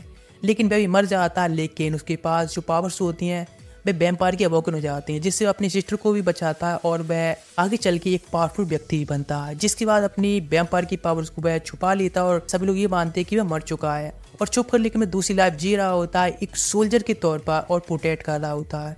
जहाँ पर उसकी जर्नी में एक न्यू चैप्टर आता है, मेलेरा नाम की एक गर्ल जिसको भी लोग बहुत हेट करते हैं और वह एक स्ट्रॉन्ग बनना चाहती है और सबसे पावरफुल वर्ल्ड में भी जाना चाहती है, इसलिए वो उसका ट्यूटर बन जाता है इतनी कम एज में ही और उसको सिखाना स्टार्ट करता है। उसके जो पुराने चैप्टर जिनको छुपा रखा था एक वैम्पायर के तौर पर वह भी धीरे धीरे करके वापस आने लगते हैं और उसकी जिस सिस्टर को उसने बचाया था उसके पास उसकी कोई मेमोरी नहीं होती है, लेकिन उसको भी आगे चल के प्रोटेक्ट करने लगता है। तो आखिर इस सीरीज में हम क्या देखने वाले हैं और कैसी सीरीज होने वाली है, इस इंट्रो से ही पता चल गई होगी। ये थोड़ी डार्क टाइम मूवी है लेकिन ये एक्शन से पूर्णतः से भरी हुई है और इसमें लव स्टोरी का भी थोड़ा बहुत अस्तित्व देखने को मिल ही जाएगा। तो चलो इस सीरीज को स्टार्ट करते हैं। कहानी की स्टार्टिंग वो तो थोड़ा पास्ट में दिखाया जाता है। एक पूरी बिल्डिंग या फिर पूरे विलेज में तबाही मच चुकी होती है, जहाँ पर एक ऑर्फन बच्चा होता है जिसके एडॉप्टेड फादर ब्लॉसम वहीं बैठे होते हैं और फिर उसको जगाने की ट्राई कर रहे होते हैं बिकॉज वह मर चुका होता है। वे कहते हैं उसके एक्सपेरिमेंट की वजह से उसके सारे एडॉप्टेड चाइल्ड थे वे मारे जा चुके हैं, वह केवल अपनी एक्सपेरिमेंट को पूरा करना चाहता था लेकिन वह भी पूरा नहीं हुआ। लेकिन उधर नेकवा नाम का एक मॉन्स्टर उसके पास आता है और कहता है कि वैसे उसकी जो वाइफ पर जो एक्सपेरिमेंट है वो तो सक्सेसफुली हो चुका है ना, इसीलिए उसको काम रहना चाहिए और अब नाइनजीन फैक्ट्री की पावर्स को भी कंट्रोल करने में फेल्ड हो चुका है। एक दिन जरूरी वह दिन भी आएगा जिस दिन सारे लोग हैं मॉन्स्टर में चेंज होते जाएंगे जैसे तुम चाहोगे, उनकी पावर्स हैं वोकन होती जाएंगी। लेकिन मैं देखकर शॉक रह जाता हूँ। उसके पास जो बच्चा पड़ा होता है अचानक से वह उठ जाता है। वे लोग देखते हैं कि ये तो डेड बॉडी है, वह जाग कैसे गए। ये तो सच में इंप्रेसिव बनाए कि उसे वैम्पायर्स की पावर मिल चुकी है। वह तो अपनी जो सिस्टर होती है उसके पास जाता है और उसको देखता है कि वह मरने वाली है, उसके पास केवल लास्ट विश बची होती हैं। इसीलिए उसकी नेक पर जाकर बाइट कर लेता है और वह एक वैम्पायर होता है, इसलिए वह भी एक वैम्पायर में बदल जाएगी। नेक पर कहता है इन मॉन्स्टर, या फिर वह इस तरह से उसको बाइट करके उसको एक वैम्पायर में यानी मॉन्स्टर में बदल देगा। इसीलिए इससे भी क्या ही फायदा है, वह इसको एक मॉन्स्टर में बदल रहा है। लेकिन मॉन्स्टर जो उस पर अटैक करने जा रहा होता है तो वहाँ पर कुछ लोग आ जाते हैं, सोल्जर्स होते हैं जिनका लीडर होता है ओयासी। और ओयासी अटैक करने के लिए कह देता है तो मॉन्स्टर नेकवा का भी उस तरफ ही ध्यान जाता है और उनके सारे सोल्जर्स होते हैं उनको खत्म करने लगता है। ओयासी को भी इंजर्ड कर देता है, लेकिन वो थोड़ा पावरफुल ज़्यादा होता है। वह कहता है सच में तुम्हारे अंदर नर्व्स तो है, तुम सच में मेरे इतने स्ट्रांग हो, इसलिए अब मैं तुम पर एक्सपेरिमेंट करूंगा, नेकवा कहता है। लेकिन ओयासी के ऊपर जब अटैक करने जा रहा होता है तभी पीछे से आकर अटैक कर देता है कूफा, और जो कि उसकी एक आंख को डिस्ट्रॉय कर देता है और पीछे जब चला जाता है इस तरह से उसकी आंख को डिस्ट्रॉय करके वो उसको ब्लाइंड कर देता है। ओयासी को एक मौका मिलता है और वह नीचे जाकर उसके ऊपर कई सारी बुलेट शूट करने लगता है, जिसके साथ में नेकमा यानी वो मॉन्स्टर होता है उसको ओयासी खत्म कर देता है। लेकिन मैं देखता है जब वह खुद को शांत कर रहा होता है तो कूफा पहले अपनी सिस्टर के पास जा चुका होता है। जब वह अपनी सिस्टर को मेमोरी जो थी वो मिटाने लगता है, जिससे कि उसकी सिस्टर को ये याद नहीं रहे कि वो एक वैम्पायर है और उसको ये याद रहेगा कि हाँ उसको उसने बदन ने बचाया है। कूफा के पास में आता है ओयासी और कहता है कि आखिर वह क्या कर रहा है। तो वह कहता है बस मेमोरी मिटाने की ट्राई कर रहा है और कहता है कि अपनी सिस्टर को वह छोड़ दे, वह उस पर पूरा नज़र रखेगा। हाँ वह बेशक ह्यूमंस को हार्म कर सकती है, लेकिन पूरा ध्यान रखेगा कि वह किसी ह्यूमंस को वैम्पायर बनने के बाद भी हार्ट ना करे। उसके बदले में वह उसका एक सोल्जर बनने के लिए तैयार है। उसे पता होता है ओयासी एक सोल्जर है जो कि प्लेनेट के लिए काम करता है। उनका काम होता है मॉन्स्टर्स वैम्पायर ऐसी जो खतरनाक चीज़ें होती हैं ह्यूमैनिटी के लिए उनका खत्म करना। वह कहता है ठीक है तुम्हारे मैं ऑफर को तो एक्सेप्ट कर लूँगा, लेकिन उसके बदले में तो मेरा सोल्जर के साथ में अपनी सिस्टर उसकी सारी मेमोरीज को भी मिटाना होगा। तो ये भी नहीं जान पाएगी कि कूफा तुम हो कौन उसके, या ब्रदर हो या बिल्कुल भी नहीं जानेगी।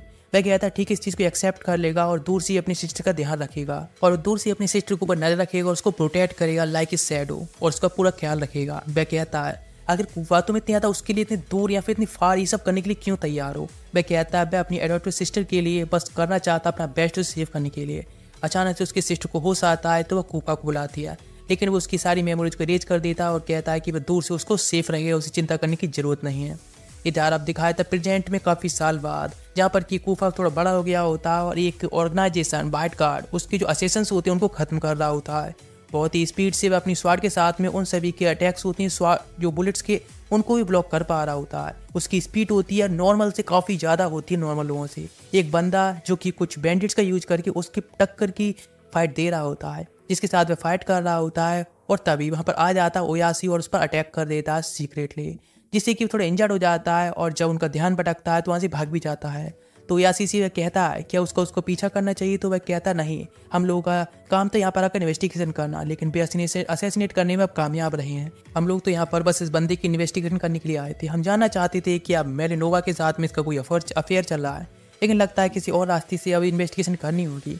लेकिन वह एक नया मिशन देते हैं कूफा के लिए। मेलेनोवा की एक डॉटर है मेलेडा, उसको एक प्राइवेट ट्यूटर बनना होगा, उसको सिखाना होगा किस तरह से आगे बढ़ना, उसको पूरा गाइडेंस सिखानी होगी, उसको स्ट्रॉन्ग बनाना होगा जिसकी आगे चल के वॉर में भी फाइट कर सके। उसके जो सभी फैमिली मेम्बर्स हैं उसको स्ट्रॉन्ग बनाना चाहते हैं, यहाँ तक कि उसके फादर उस पर डाउट करते हैं कि आखिर उसके फादर कौन है।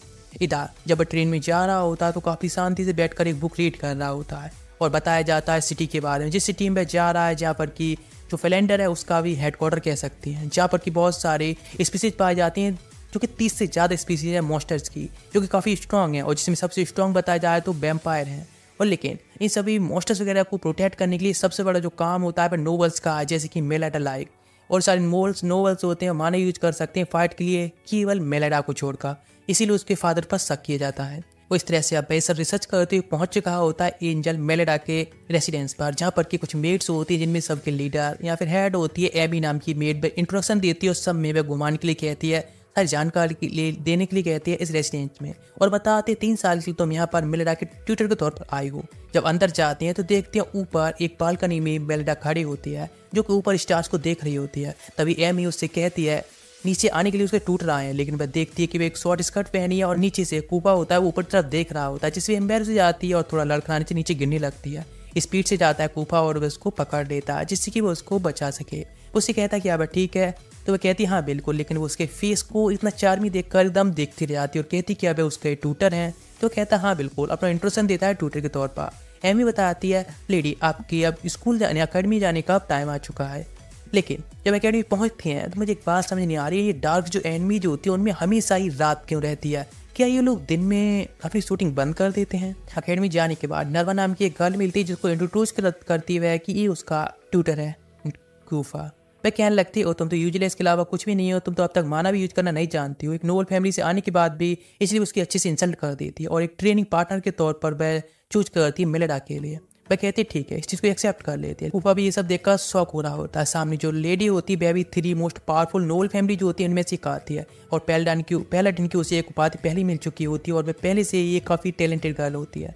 उनके बीच में एक प्रैक्टिस मैच स्टार्ट हो चुका होता है जहाँ पर उसकी स्किल्स को देखकर कूफा शॉक्ड हो जाता है कि सच में उसकी स्किल बहुत अच्छी है, लेकिन आसानी से ही बाहर जाती है जब उसके सामने नरवा अपना माना को यूज करती है। कूफा भी कहता है उसके पास में स्किल्स तो अच्छी हैं लेकिन बिल्कुल यूजलेस है, जिसके बाद फिर से उसे चिल्लाने लगती है और टॉन्ट मारने लगती है कि उसको सच में यूजलेस के अलावा कुछ नहीं है और ऐसी स्किल्स के साथ है तुम सच में इस कंट्री की या फिर इस सिटी के सबसे ज़्यादा पावरफुल गिल्ड क्रेस्टेड लीजन में भी जाना चाहती हो कि तुम्हें लगता है कि इस तरह से अब तक तुम माना भी अपना एक्टिवेट करना नहीं सीख पाई हो और तुम उस गोल्ड में जा पाओगे। इस वजह से वह बिल्कुल दुखी जाती है और सच में उस लीजन में जाना चाहती है, उस गोल्ड में जाना चाहती है। कूफा भी कहता है सच में ये गर्ल यूजलेस है लेकिन इसका सपना है वह तो काफ़ी बड़ा है, उसको पता है वह माना यूज नहीं कर सकती लेकिन फिर भी उसे क्रस्ट लीजन गोल्ड में जाना है। वापस आने के बाद अपनी रिसर्च के अकॉर्डिंग कुछ अपना पेपर वर्क करता है, फिर वह सोचने लगता है कि यहाँ पर जो भी चीज़ वह पहनती है यूज करती है वैसी कोई चीज़ नहीं है जो कि उसको माना वोगन करने से रोके। मतलब सीधा हम कहें तो जो मेलेडा है वह अपनी मदर की तो डॉटर है लेकिन उसके जो फादर हैं वह नॉर्मल फैमिली से नहीं है, मतलब वह किसी और के साथ में उसका मदर का अफेयर था और जो कि नॉर्मल बंदा था और इसीलिए उसकी डॉटर है। इसके बारे में मेलेडा को नहीं पता लेकिन वह एक्सेप्ट करती है खुद को कि अपने नॉर्मल फैमिली के तौर पर और वह इस चीज़ को मानने के बाद में अपनी पूरी माना की प्रैक्टिस को भी एक्सेप्ट करती है और अपना पूरा बेस्ट दे रही है जिससे पावरफुल बन सके। इधर ये सब सुनने के बाद सोचने के बाद सोचता है कि शायद आज जो हुआ है मेलेडा के साथ में पे जरूरी भी हो उसके लिए, यदि वह इस तरह की हर टाइम से गुजरेगी तो उसके लिए काफ़ी अच्छा होगा और मैं भरोसा करता हूँ शायद वे स्ट्रॉन्ग भी बन सके। इस तरह से वो अपनी एक असेसन है तो इसलिए असेसन की ड्यूटी भी काम करना पूरा कर देता है। तैयार होकर आ जाता है मेलेडा के रूम में लेकिन वह सिर्फ गायब होती है, इसीलिए पूरी सिटी में पूरे पैलेस के बाद पूरी सिटी में ढूंढना स्टार्ट करता है। तो पता चलता है मेलिडा 3 मॉन्स्टर के साथ में फाइट कर रही है जो कि काफ़ी हाई लेवल होती हैं अवे के अकॉर्डिंग देखा जाए तो। वह भी शॉक्ड हो जाता है कि आगे इतनी हाई लेवल जो मॉन्स्टर्स हैं उनके साथ में यहाँ पर वो फाइट कर रही है और ये मॉन्स्टर इतनी जल्दी सिटी में कैसे आ गए। तो ओयासी की उसी बात याद आती है यहाँ पर बहुत ज़्यादा पावरफुल मॉन्स्टर्स रहते हैं। वे जो मॉन्स्टर्स होते हैं अब उसकी हेयर्स को कट करने जा रही होती है तो वह रोने लगती है और कहती नहीं इन हेयर्स को वह नहीं खो सकती बिकॉज इकलौते ये हैं जो कि उसकी मदर को प्रेफर करते हैं, इसीलिए भी इन चीज़ों को नहीं खो सकती और वह क्रस्ट गोल्ड में या लीगन गोल्ड में भी जाना चाहती है इस चीज़ के लिए। ये सब ऊपर देख रहा होता है, सोचता है पर रो जरूर रही है लेकिन हेल्प मांग ली कि नहीं रो रही है, बल्कि इतनी अच्छी डिटरमाइंड है उसकी कि वह लीजन गोल्ड में यानी क्रस्ट लीजन गोल्ड में जाना चाहती है अपने पूरे डिटरमाइंड के साथ में, इसीलिए वह हेल्प करने का फैसला लेता है और सभी जो भी डिमंस होते हैं वो आसानी से ही मॉन्स्टर को हरा देता है। उसके पास हाथ बढ़ाता है हेल्प के लिए लेकिन वह कुरंती अपने आप ही खड़ी हो जाती है। वह अपने आंसुओं को पहुंचती है तो उसके हाथों को पकड़ता है और सोचता है कि शायद एक दिन वह अच्छी स्ट्रॉन्ग बन सके और वह उससे कहता है कि अपनी लाइफ को भी खतरे में डाल देगा तुमको स्ट्रॉन्ग बनाने के लिए और मैं जो हेल्प करना चाहता हूँ उसको तुम्हें एक्सेप्ट करना होगा। ये बात सुनकर वह काफ़ी इमोशनल हो जाती है और हाँ वो उसकी हेल्प के लिए अब एक्सेप्ट कर लेती है। वह भी कहता है उसके आंसुओं को पहुँचते हुए कि वह चिंता ना करे, वह अपनी पूरी लाइफ को भी पूरी तरह से डेंजर में डाल सकता है बस उसको सेफ रखने के लिए, उसकी हेल्प करने के लिए और उसके हैंड किस करता है। इधर दिखाता है उसके मेंशन या फिर रेसिडेंस में जहाँ पर वह माना को अवॉकन कर चुकी होती है और वह काफ़ी खुश होती है, माना यूज भी कर रही होती है, सारी मेड सब खुश होती हैं और इसीलिए उसकी मदर को बताना चाहती हैं कि उनकी डॉटर वह अभी अब माना को यूज कर सकती है। सभी लोग काफ़ी ज़्यादा हैप्पी होते हैं लेकिन ऊपर सोच रहा होता है ये सब बताएं इतना आसान भी नहीं है। ओयासी और उसके ग्रैंडफादर उनको यदि पता चला तो उसकी लाइफ है डेंजर में आ जाएगी। यदि माना यूज करने के बारे में मेलेडा के बारे में पता चला तो उसको असैसिनेट कर दिया जाएगा और यहाँ से खत्म कर दिया जाएगा, इसीलिए उसको ये सब सीक्रेट रखने के लिए मान रहा होता है। इधर रात का सीन दिखाया जाता है जब वो उसकी एक्यूपेंचर पॉइंट्स को चेक कर रहा होता है। उसकी पूरी बॉडी को एनालाइज करने के बाद कहता है कि तुमने कुछ ऐसे सब्सटेंस को यूज कर लिया जिसके जैसे तुम्हारी जो माना फिजिक है मीन माना है वह खत्म हो चुका है, उसको अब नहीं कर पा रही हो, लेकिन तुम्हारी बॉडी के अंदर कुछ स्पेशलिटीज हैं जिसके जैसे तुम कुछ एक्स्ट्रा फिजिकल स्ट्रेंथ को पा सकती हो और कुछ अलग स्किल सीख सकती हो। वह कहती उसने ऐसा कुछ नहीं किया है, नहीं कुछ ऐसा कुछ यूज किया है। वह कह रहे थे ठीक है। वह काफ़ी हैप्पी होती है अपनी माना के बारे में अपने कॉलेज में यानी अकेडमी में जाकर सबको बताने के लिए और इसको शो ऑफ करने के लिए कि अब अलग लोगों से अलग नहीं रही है। लेकिन वो उनसे कहता है कि नहीं, तुमको अभी ये सीक्रेट रखना होगा, जैसा लाइफ चल रही है वैसे उसको करो। एक बिग बात, तुम्हारा जो टूर्नामेंट होने वाला है अकेडमी में, उसके दौरान ही तुम उसको यूज करना। वह भी सेम करती है, अकेडमी के जाने के बाद ऐसा प्रिटेंड करती जैसे उसके अंदर कोई चेंज ही नहीं हुए हैं। लोग उसे बुली करते हैं तो बुली करनी देती है, जहाँ पर कि नर्वा आती है और वो उसकी बुक को उठा लेती है और कहती है तो सच में क्या तुम इसे स्टडी करने जा रही हो? वैसे तुम्हें भी हमारे साथ में भी आना चाहिए कुछ प्रैक्टिस करने के लिए। लेकिन वो उसकी बातों को बिल्कुल ही कुछ ध्यान नहीं देती है। वो उसकी बुक को लेकर वहाँ से जाने लगती है और कहती है उसको अपने ट्यूटर के साथ में प्रैक्टिस करनी होगी। उसके पास इतना टाइम नहीं है कि वो अपने फ्रेंड्स के साथ में टाइम स्पेंड कर सके, और उसके लिए एक बस टोंट मारी होती है कि बस उसमें स्ट्रॉन्ग बनना चाहती है। इसलिए इधर जब अपने ट्यूटर के साथ में जा रही होती है तो उससे कोबा कहता है कि अपनी अभी असली पावर से उनको सीक्रेट रखे। वह कहती है अपनी माना वॉकिंग करने के बाद भी उसकी कोई फ्रेंड्स नहीं बनी है, वह अकेली है। तो वह कहता है चिंता ना करने के लिए, एक वीक बाद सभी लोग जब उसकी माना पावर्स के बारे में जानेंगे तो वह भी सॉफ्टवेयर डिजाइन को उनके लिए एक अच्छा सरप्राइज होगा। इसलिए बस तुम्हें तब तक वेट करना चाहिए, और तुम्हारा माना भी स्टेबल भी नहीं है अभी। लेकिन दिखाया था पीछे कोई उसका पीछा कर रहा होता है। वह कहता है कौन है बाहर आओ। तो पता चलता है उसकी कजन लुइस और उसकी जो मास्टर होती है वह होती है। वह अपने बारे में इंट्रोडक्शन देते हैं। पर जो गर्ल है यानी उसकी मास्टर वह काफ़ी ज़्यादा फेमस होती है, उसका नाम रेसेडी होता है और वह एक कॉमनर होने के बाद भी माना वॉकिंग करने में सक्सेसफुल रही थी, इसीलिए पूरी सिटी में बहुत फेमस हो गई होती है। इसीलिए वह लुइस की टीचर भी होती है और इसीलिए उसको एक टाइटल मिला है यंगेस्ट नाइट का कह सकते हैं, और इसीलिए उसको एक टाइटल मिला है यंगेस्ट नाइट का कह सकते हैं, या फिर यंगेस्ट मेंबर, जो कि क्रिस्ट गुलिगन को ज्वाइन किया और कॉमनर होने के बाद भी। वह अपना इंट्रोडक्शन देती है और वह कूफा से कहती है कि वो उसको रोज बुला सकता है, लेकिन वो उसको दूर हटा देता है और वह कहता है ये सब तो चलता रहता है, यानी लोग तो कहते ही रहते हैं। वह कहने लगती है लेकिन हम लोग सेम हाउस होल्ड से मास्टर्स हैं, तो इसीलिए हम लोग एक साथ में रहना कोई दिक्कत वाली बात नहीं है। इधर वह दिन भी आ चुका होता है जिस दिन टूर्नामेंट होने वाला होता है, लेकिन मेलेडा होती है वह काफ़ी नर्वस दिख रही होती है, यहाँ तक कि उसके जो पेरेंट्स होते हैं यानी ग्रैंडफादर वगैरह सभी लोग उसको इग्नोर मार के चले जाते हैं।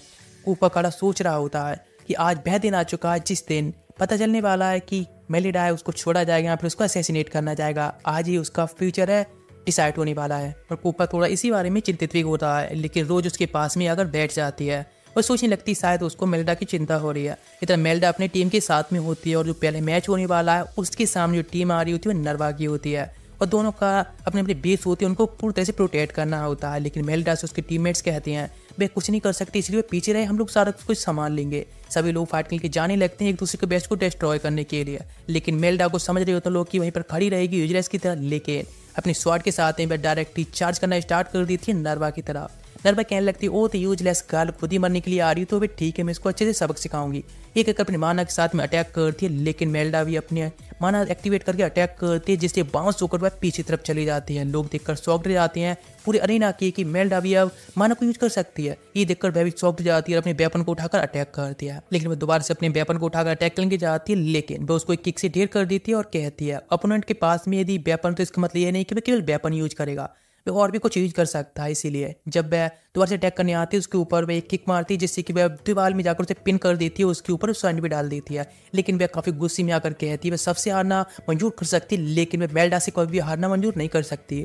एक एक अपने पावरफुल फुल माना को रिलीज करके अटैक कर देती है, जो अटैक बहुत ज़्यादा पावरफुल होता है और सब में धुंधी धुंध कर देता है, और यहाँ पर एक बहुत बड़ा गड्ढा भी हो चुका होता है। तो वह कहती है तो आखिरकार तुम घुटनों के बल आ गई, मतलब तुम हार चुकी हो ना, चलो तुम हार मान लो और मेरे सामने सरेंडर कर दो, मैं तुम्हारी एक फ्रेंड हूँ, इसीलिए मैं तुमको हार को एक्सेप्ट कर लूंगी और तुमको छोड़ दूंगी मैं। लेकिन वह देखती है कि उसकी तरफ मेलेडा अपनी स्वार कर देती है और कहती है मेरे ट्यूटर ने कुछ और भी सिखाया है जो कि काफ़ी पावरफुल है, और अटैक कर देती है। उसका विसर अटैक के साथ में दोबारा से लेकर जाती है और उसे दीवार से पिन कर देती है।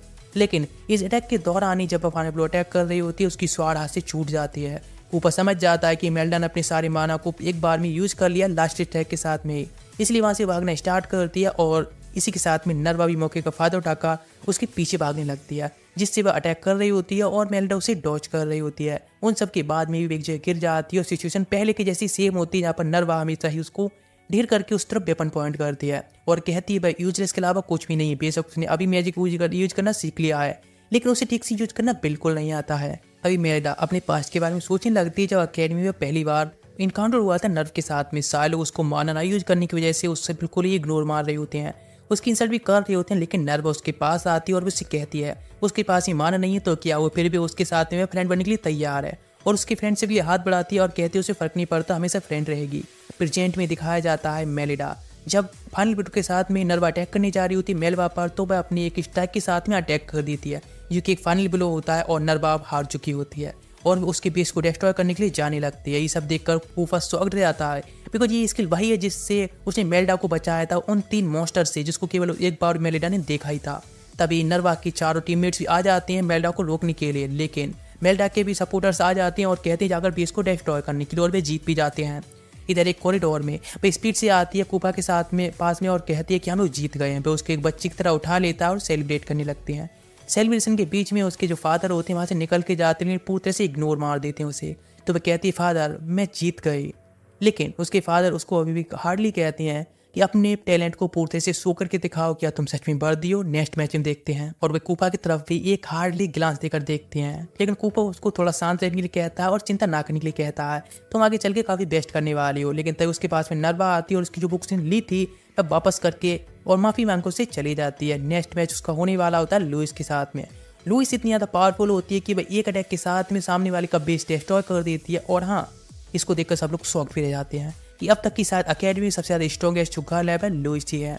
नेक्स्ट कूपर रोज से पूछता है कि आखिर तुम्हारी जो अकेडमी में प्रिपरेशन चल रही है, नेक्स्ट टूर्नामेंट होने वाला एक भी बात जो कि अदर अकेडमी के साथ होने वाला, उसकी प्रिपरेशन कैसी चल रही है। सारे लोग एक जगह बुलाए जाते हैं, लेकिन लुइस से या फिर लूना से कह सकते हैं मेलिडा पूछती है कि आखिर क्या उसकी टीम में वह आना चाहे कि हाँ बेशक वह एक यूजलेस है, लेकिन फिर भी उसके साथ में फाइट करके कुछ तो वह कर ही सकती है, इसलिए उसको सपोर्ट बुलाते हैं। नर्वा उसके पास आती है अपने सारी गर्ल्स के साथ में और मेलिडा को ग्रीट करके चली जाती है। फिर दोबारा पूछने जा रही होती है, लेकिन उससे पहले वहाँ पर आ जाते हैं अनाउंसमेंट करने के उनके टीचर, और जो कि अनाउंसमेंट करने लगती हैं और वह कहती हैं मून गॉडेस का जो टाइटल है वह लूना के लिए जाता है, वह लुइस कह सकते हैं। और वह बताती हैं आगे के जो टूर्नामेंट है उसमें एक बिग बार जो सपोर्ट या फिर जो लोग चूज करने जा रहे हैं उसके लिए उन्हें एक ट्रायल देना होगा जो कि 7 दिन के लिए है, जिसमें कि फाइनल डे के लिए 2 लोगों को चूज किया जाएगा, जिसमें कि उनकी परफॉर्मेंस के अकॉर्डिंग नहीं बल्कि अकेडमी के क्रेडिट्स के अकॉर्डिंग भी उन लोगों को चूज किया जाएगा। उस टाइम बाद भाई लेडी एडमिनिस्ट्रेटर आती हैं और जो कि अनाउंसमेंट करती हैं 2 लोगों को चूज किया जाता है, जहाँ पर कि मेलिडा और लूना को नाम होता है। ये देखकर सभी लोग एकदम शॉक रह जाते हैं कि मेलिडा के बारे में खासतौर से वे दोनों लोगों को बुलाते हैं और बताते हैं उनका जो नेक्स्ट टूर्नामेंट स्टार्ट होने वाला है, जिसमें कि तुम लोगों को जाना होगा गिलासमैन पैलेस के अंदर, कैसल के अंदर, जहाँ पर तुम लोगों को इस तरह की एक पिन को इकट्ठा करना होगा जिसके पास में ज़्यादा होंगी और ज़्यादा क्रेडिट्स होंगे, वही इसमें सपोर्टिंग तौर पर यहाँ पर चूज किए जाएंगे। सभी लोग को प्रिपेयर रहने के लिए कहती हैं और वह कहती हैं पहले मेलिडा की टीम के तौर पर उसके साथ कौन ज्वाइन करना चाहेगा उनके बनाते थे, लेकिन मेलिडा को कोई फ्रेंड नहीं होता है, ना ही मेलिडा को भी पसंद करता है, इसलिए बहुत ज़्यादा ही सॉफ्ट और टूटी खड़ी होती है। लेकिन तभी नर्वा हाथ उठाती है, उसके सपोर्ट के लिए तैयार और इस तरह से काफ़ी लोग और भी सपोर्ट के लिए खड़े हो जाते हैं। नर्वा कहती है हाँ वे उसके साथ जरूर है, लेकिन अपना ध्यान उसे खुद रखना होगा। मेलिडा कहती है हाँ बिल्कुल, वह अपना बेस्ट देने की ट्राई करेगी, अपना बेस्ट देगी। इधर हेड एडमिनिस्ट्रेटर होती हैं, वह सभी लोगों से कहती हैं कि लास्ट मैच कैंसल के अंदर उनका जो टूर्नामेंट होने वाला है तब तक उनके लिए कुछ टाइम मिलेगा जिससे कि अपनी प्रैक्टिस से खुद को इम्प्रूव कर सकें। सभी लोग होते हैं अपने घर के लिए निकल जाते हैं, लेकिन मेलिडा काफ़ी सैड होती है, बहुत लोगों ने बहुत कुछ कहा होता है इसीलिए, लेकिन उसके पास में कूपा आकर उसे सपोर्ट करता है और कहता है चाहे पूरी दुनिया उसके खिलाफ हो जाए लेकिन वह हमेशा उसके साथ खड़ा मिलेगा। सारे लोग बस उसको टॉन्ट मार रहे होते हैं कि सच में आखिर एडमिनिस्ट्रेटर उसको चूज कैसे कर सकती है, और एडमिनिस्ट्रेटर तो उससे काफ़ी ज़्यादा एक्सपेक्ट कर रही थी, लेकिन वह सच में यूजलेस के अलावा कुछ भी नहीं है। इस तरह की काफ़ी बातें होती हैं जिससे वह सैड होती है। इधर नेक्स्ट दिखाया जाता है नर्वा के साथ में वह प्रैक्टिस कर रही होती है। जब नर्वा अपनी माना के साथ अटैक करती है तो वह भी अटैक में थोड़ी चूक जाती है और आखिरकार एक अटैक उसको हिट ही करने वाला होता है, वो उतनी वजह डॉज कर लेते हैं, बच जाते हैं। कूपा उसके पास आता है और कहता है कि मेलिडा अभी तुम्हें काफ़ी प्रिपरेशन की ज़रूरत है, बिकॉज तुम्हारी जो टाइमिंग है उसमें काफ़ी ज़्यादा कमी है, तुम टाइमिंग के साथ में अटैक नहीं कर पाती हो। नर्वा कहती है हाँ इसीलिए उसको प्रैक्टिस करने की ज़रूरत है, हार्ड से ज़्यादा हार्ड। लगे लगता है लेकिन शायद तुमको थोड़े वेपन को अभी हल्का करना चाहिए जिससे कि तुम्हारी स्पीड इंप्रूव हो सके। और कूपा मेलिडा से कहता है कि अभी क्यों ना तुमको थोड़ा वेट करना चाहिए और थोड़ा रेस्ट करके उसके बाद प्रैक्टिस स्टार्ट करनी चाहिए। मैं मान जाती हूँ रेस्ट करते सोच रही होती कि भाई कितनी प्रैक्टिस कर ले, कितनी ट्रेनिंग कर ले, लेकिन शायद वह कभी भी उतनी स्ट्रॉन्ग बन नहीं पाएगी ना जीत पाएगी। इधर एक मेड होती है जो कि लुइस की मेड वो कि छुप कर जा रही होती है, जिसको कूपा पकड़ लेता है और कहता है भाई मुझे पता है मैं तुमसे एविडेंस ढूंढने की ट्राई कर रहा था, लेकिन तो उसके पास जाता है, उसकी जो गाउन से एक गिलास का टुकड़ा निकाल लेता है और कहता है ये देखो ये एक एविडेंस। मैं कहने लगता लेकिन उसने तो पहले चेक किया था कुछ भी नहीं था। तो कूपा कहता हाँ बिल्कुल ये उसके पास नहीं था, इसीलिए उसने एक दूसरा सेम गिलास का टुकड़ा लेकर उसके साइड से दिखाया है, उसके ऊपर नहीं था। वह काफी गुस्से में आती है, लेकिन कूपा पूछता है कि उसने मेलिडा का नाम भी क्यों डाल दिया लुइस के साथ में है। तो वहाँ पर और भी लोग आ चुके होते हैं और शॉक्ड होकर देख रहे हो। तो लुइस भी अपनी मेड को देख रही होती है। तो मेड एक्सप्लेन करना स्टार्ट करती कि मैं चाहती थी मेल्डा जो कि एक हेड के तौर पर ही यानी पोजीशन के तौर पर ही फाइट कर रही है ना लुइस के साथ में, वह भी कंपेयर करे लुइस के साथ में और पता चले अगर कौन स्ट्रांग है कौन बेस्ट है। इसलिए दोनों के बीच में कंपेयर करके लुइस ही हेड बनना चाहिए। लेकिन इस बात में मेल्डा कहती है कि आखिर उसने मदर ने कहा था ये सब ना करने के लिए, इसलिए वह कुछ भी नहीं करना भी नहीं चाहती है। लेकिन इधर मेल्डा जब अपने रूम में होती है जिसके साथ में कूपा होता है और कहता है चिंता ना करे, उसको पूरी तरह से स्वॉर्डमैनशिप सिखाएगा और उसको स्ट्रॉन्ग भी बनाएगा, इसलिए उसको चिंता करने की जरूरत नहीं है। वहाँ पर से उसको कंफर्ट देने के बाद बाहर आता है तो वहाँ पर उसे एक कागज का टुकड़ा मिलता है जिसको देखकर हमारी तरफ आ जाता है और पहुंचान जाता है कि ये किसी और नहीं बल्कि वाइट गार्ड से है। यहाँ पर एक लेडी के सामने बैठी होती है, उससे पूछता है कि यहाँ पर क्या कर रही है। तो वहाँ पर वह एक पेपर जलाकर कुछ लिख कर दिखाती है जिसे पढ़कर वह शॉक रह जाता है बिकॉज वह गर्ल बोलना नहीं जानती है। इस तरह से बात करना स्टार्ट करता है और पूछती है कि तुमने जो भी रिपोर्ट दी थी उसमें रिपोर्ट काफ़ी आधी थी, इसका मतलब तुम्हारा बेट्रेयल जाना जाता है कि शायद तुमने हमारी ऑर्गेनाइजेशन के लिए धोखा दिया है। और जब से तुम यहाँ पर आए हो तब से ही मेरे डाक के जो माना है वह वोकिन करने में सक्सेसफुल रही है और उसको यूज कर पा रही है। तो क्या माना जाए कि इसमें तुम्हारा भी हाथ है? वह क्या लगता है बेबस उसको एक ट्यूटर के तौर पर एक एडवाइजर के तौर पर अपना बेस्ट दे रहा है। वह कहती मतलब तुमने इस चीज़ को मान लिया जाए कि तुमने धोखा दिया और उसकी हेल्प की है और इसीलिए तुमको मेल्डा का ब्लड है मिलाकर देना होगा जिससे किसी चीज़ की जांच की जा सके। यदि तुम्हारा इसमें हाथ निकला तो फिर इसके बारे में सभी को बता दिया जाएगा, रॉयल पैलेस को, नाइट्स को भी। लेकिन वह कहता है यदि तुम ऐसा करना चाहती तो खुद जाकर मेल्डा का ब्लड निकाल सकती चेक के लिए, और उसका अटैक कर देता है जिसे वह डॉज करती है, इस तरफ जाने लगती है। वो उससे कहती है कि वे इस तरह से मान लिया जाए कि तुम धोखा दे रहे हो पूरी गिल्ड के लिए। लेकिन वो उसको कुछ भी बात नहीं मानता, उस पर अटैक करना स्टार्ट करता है। वे सारे अटैक से डिफेंड कर रही होती है लेकिन वहाँ पर रोज आती है और कहती है रुकने के लिए। और वह कहती है आखिर मैंने सभी नाइट्स को अकेडमी को बोल दिया है, वे लोग आ रहे होंगे जल्दी रेनफोर्समेंट के साथ में। और लेकिन रोज को देखकर कूपा कहता है कि भाई यहाँ पर क्या कर रही है। और जैसे ही रोज अटैक करती है तो उसको वह डॉच भी कर लेती है और वह अटैक करने को आती है तो बीच में आ जाता है कूपा और उसको ब्लॉक कर लेता है। जितनी भी अटैक कर रही होती है तो अब डिफेंसिव बोर्ड में आ चुका होता है कूपा रोज को प्रोटेक्ट करने के लिए। ये देखकर वो थोड़ी शॉक्ड होती है और कहती है ओ तो क्या सच में ये भाई गर्ल है? लेकिन इस बात पर कूपा कोई जवाब नहीं देता है और वह उसके सामने खड़ी होती है, उसको वार्निंग देती कि अभी तो उसे जाना होगा बिल्कुल रेनफोर्समेंट भी आ रही होगी, इसीलिए वह निकल जाती है और कहती है रिपोर्ट देनी पड़ेगी।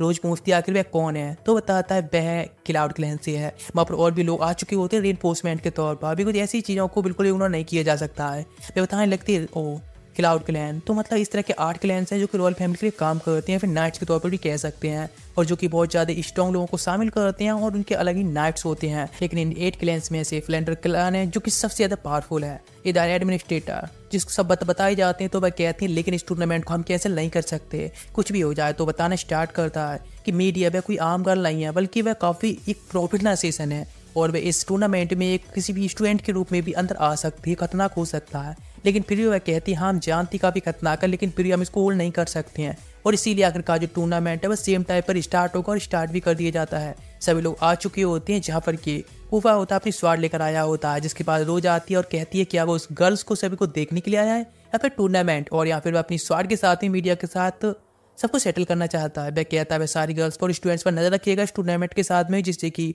मीडिया को वह ढूंढ सके। यहाँ पर कि जो एडमिनिस्ट्रेटर होती हैं वे सबको अनाउंसमेंट करती हैं, दोबारा रूल समझाती हैं, जो भी इस तरह के स्पेशल मेडल सबसे ज़्यादा इकट्ठा करेगा वही जीतने वाला है। और इस टूर्नामेंट को सभी लोग अपने जो ब्लैक कलर्स दिए गए होते हैं उनके द्वारा ही देख सकते हैं। सभी लोगों को अनाउंसमेंट कर दी जाती है कि स्टार्ट करने के लिए, और स्टार्ट हो चुका होता है। लेकिन कूपा ऑल द बेस्ट कहता है मिलेडा कि उसके लक के लिए और चला जाता है वहाँ से अपनी इन्वेस्टिगेशन के लिए। जैसे मिलेडा जाने लगती है तो 2 स्वार्ड से उसको रोक लिया जाता है, लेकिन जब माना लीज करती है तो वहीं पर उसके अंदर जाने दिया जाता है। वे लोग तभी पहली बार जो अटैक होता है वह ल्यूस की टीम के साथ में होता है। एलियस के 2 टीममेट्स अटैक कर तो एक को ढेर कर देती है, इसके साथ में 2 लोग बचे होते हैं, जहाँ पर कि वे दोनों कहती हैं कि जाकर ल्यूस को देखे और बाकी सबको वे संभाल लेंगे। और मिलेडा भी सेम अटैकिंग जाने लगती है एलियस के ऊपर। एलियस जो कि काफ़ी ज़्यादा पावरफुल हो चुकी होती है या फिर सबसे ज़्यादा पावरफुल मानी जाती है, इसलिए जैसे भी जाकर अटैक करती है तो देखा जाता है सीन चेंज होकर कूफा का। इधर कूफा जो कि एक गर्ल से आकर मिला होता है, इसका नाम मियाल होता है, और वह सामने काफ़ी स्ट्रॉन्ग दिख रही होती है उसे, इसीलिए वह उसको मीडिया समझ लेता है और उस पर अटैक करना स्टार्ट करता है। लेकिन वह गर्ल काफ़ी ज़्यादा पावरफुल होती है और वह आसानी से उसे डॉच भी कर रही होती है और कहती है कि क्या करने की ट्राई कर रहा है। अपनी माना के साथ में जब अटैक करती है तो इसका माना काफ़ी ज़्यादा स्ट्रांग होता है, और जो माना होता है उसकी एक स्पेशलिटी होती है कि वह सामने वाले व्यक्ति के माना को कमज़ोर कर देता है। जिससे देखकर थोड़ा शॉक्ड होता है और उसे माफ़ी मांगता है कि मीडिया नहीं है और उसे जाने लगता है उसके बारे में पूछकर। अपने बारे में बताती है। टॉप 3 नाइट्स हैं, उनकी ड्यूक की डॉटर अब है और यहाँ पर की एक स्टूडेंट के तौर पर भी स्टडी करती है। उसे माफ़ी मांगता है कि उसने गलती से गलत बंदे से पंगा ले लिया, फिर गलत बंदे के साथ में फाइट करना स्टार्ट कर दिया। उसकी मिस्टेक थी, इसलिए माफ़ी मांग कर से चला जाता और सोचने लगता आखिर उतनी बात क्यों नहीं सोची।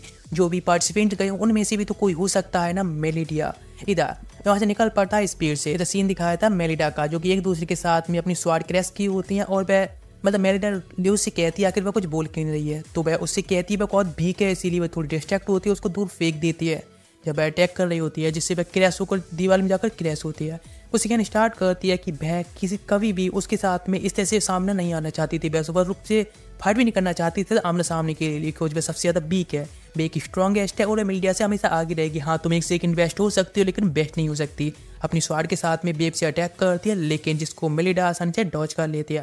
वो उससे कहती है कि वह एक यूजलेस के अलावा कुछ भी नहीं है, हमेशा ही वो उससे एक कदम आगे रहेगी। तो मेलिडा कहती है तो अपनी लिटिल सिस्टर की तरह उसे मानती थी, तो वह कहती है हाँ बिल्कुल उसे एक लिटिल सिस्टर चाहिए थी इसीलिए, और कुछ नहीं। इसी साथ में वह अटैक के लिए तैयार होती है और अब वह इसके अटैक को इस तरह से देखकर फाइनल अटैक जो कर रही होती है उसे देखकर मेलिडा कहती है ठीक है, तो उसके चैलेंज को वह एक्सेप्ट करती है और ये कहकर वह भी अटैक कर देती है और उसके अटैक को ब्लॉक कर लेती है, जिससे ल्यूस पीछे जाती है और अपने पावरफुल अटैक को स्टार्ट कर दी थी कास्ट करना। इधर से मेलिडा वह भी अपने अटैक को स्टार्ट करती है कास्ट करना और दोनों के अटैक जब टकरा आती है तो मेलिडा आसानी से ही लूज के वेपन को डिस्ट्रॉय कर देती है, उसको हरा देती है। जो भी उसे बीक बुला रही थी वह उसको भी ढेर कर देती है। उसे कहती है फाइट के दौरान अपने अपोनेंट से थोड़ी दूरी बनाकर रखना चाहिए। उसको अपने किक से ढेर करने के बाद उसके ऊपर स्वाद रखती हुई कहती है तुम चाहे कितनी भी ज़्यादा फ्यूचर में जाकर स्ट्रॉन्ग बन जाओ, चाहे कुछ भी हो जाओ, लेकिन मैं तुमसे एक कदम हमेशा ही आगे रहूंगी। और वह रोने लगती है। इस बात पर ल्यूस उसको थोड़ा सा सहारा देती है और उसको हक कर लेती है।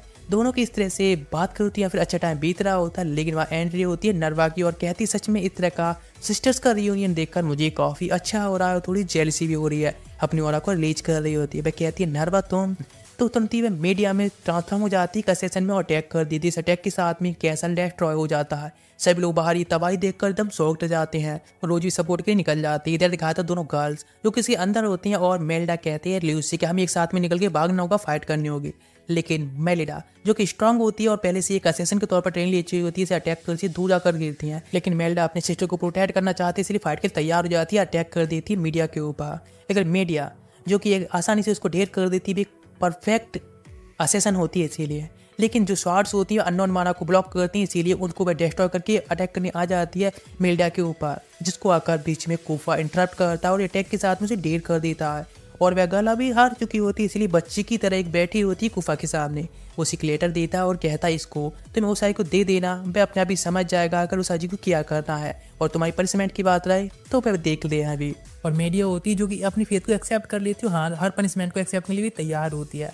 इधर दिखाता है इस टूर्नामेंट का रिजल्ट जो कि 2 अकेडमी के बीच में हो रहा था, इसीलिए अदर अकेडमी की एक गर्ल होती है करेक्ट जो कि इस टूर्नामेंट को जीत चुकी होती है।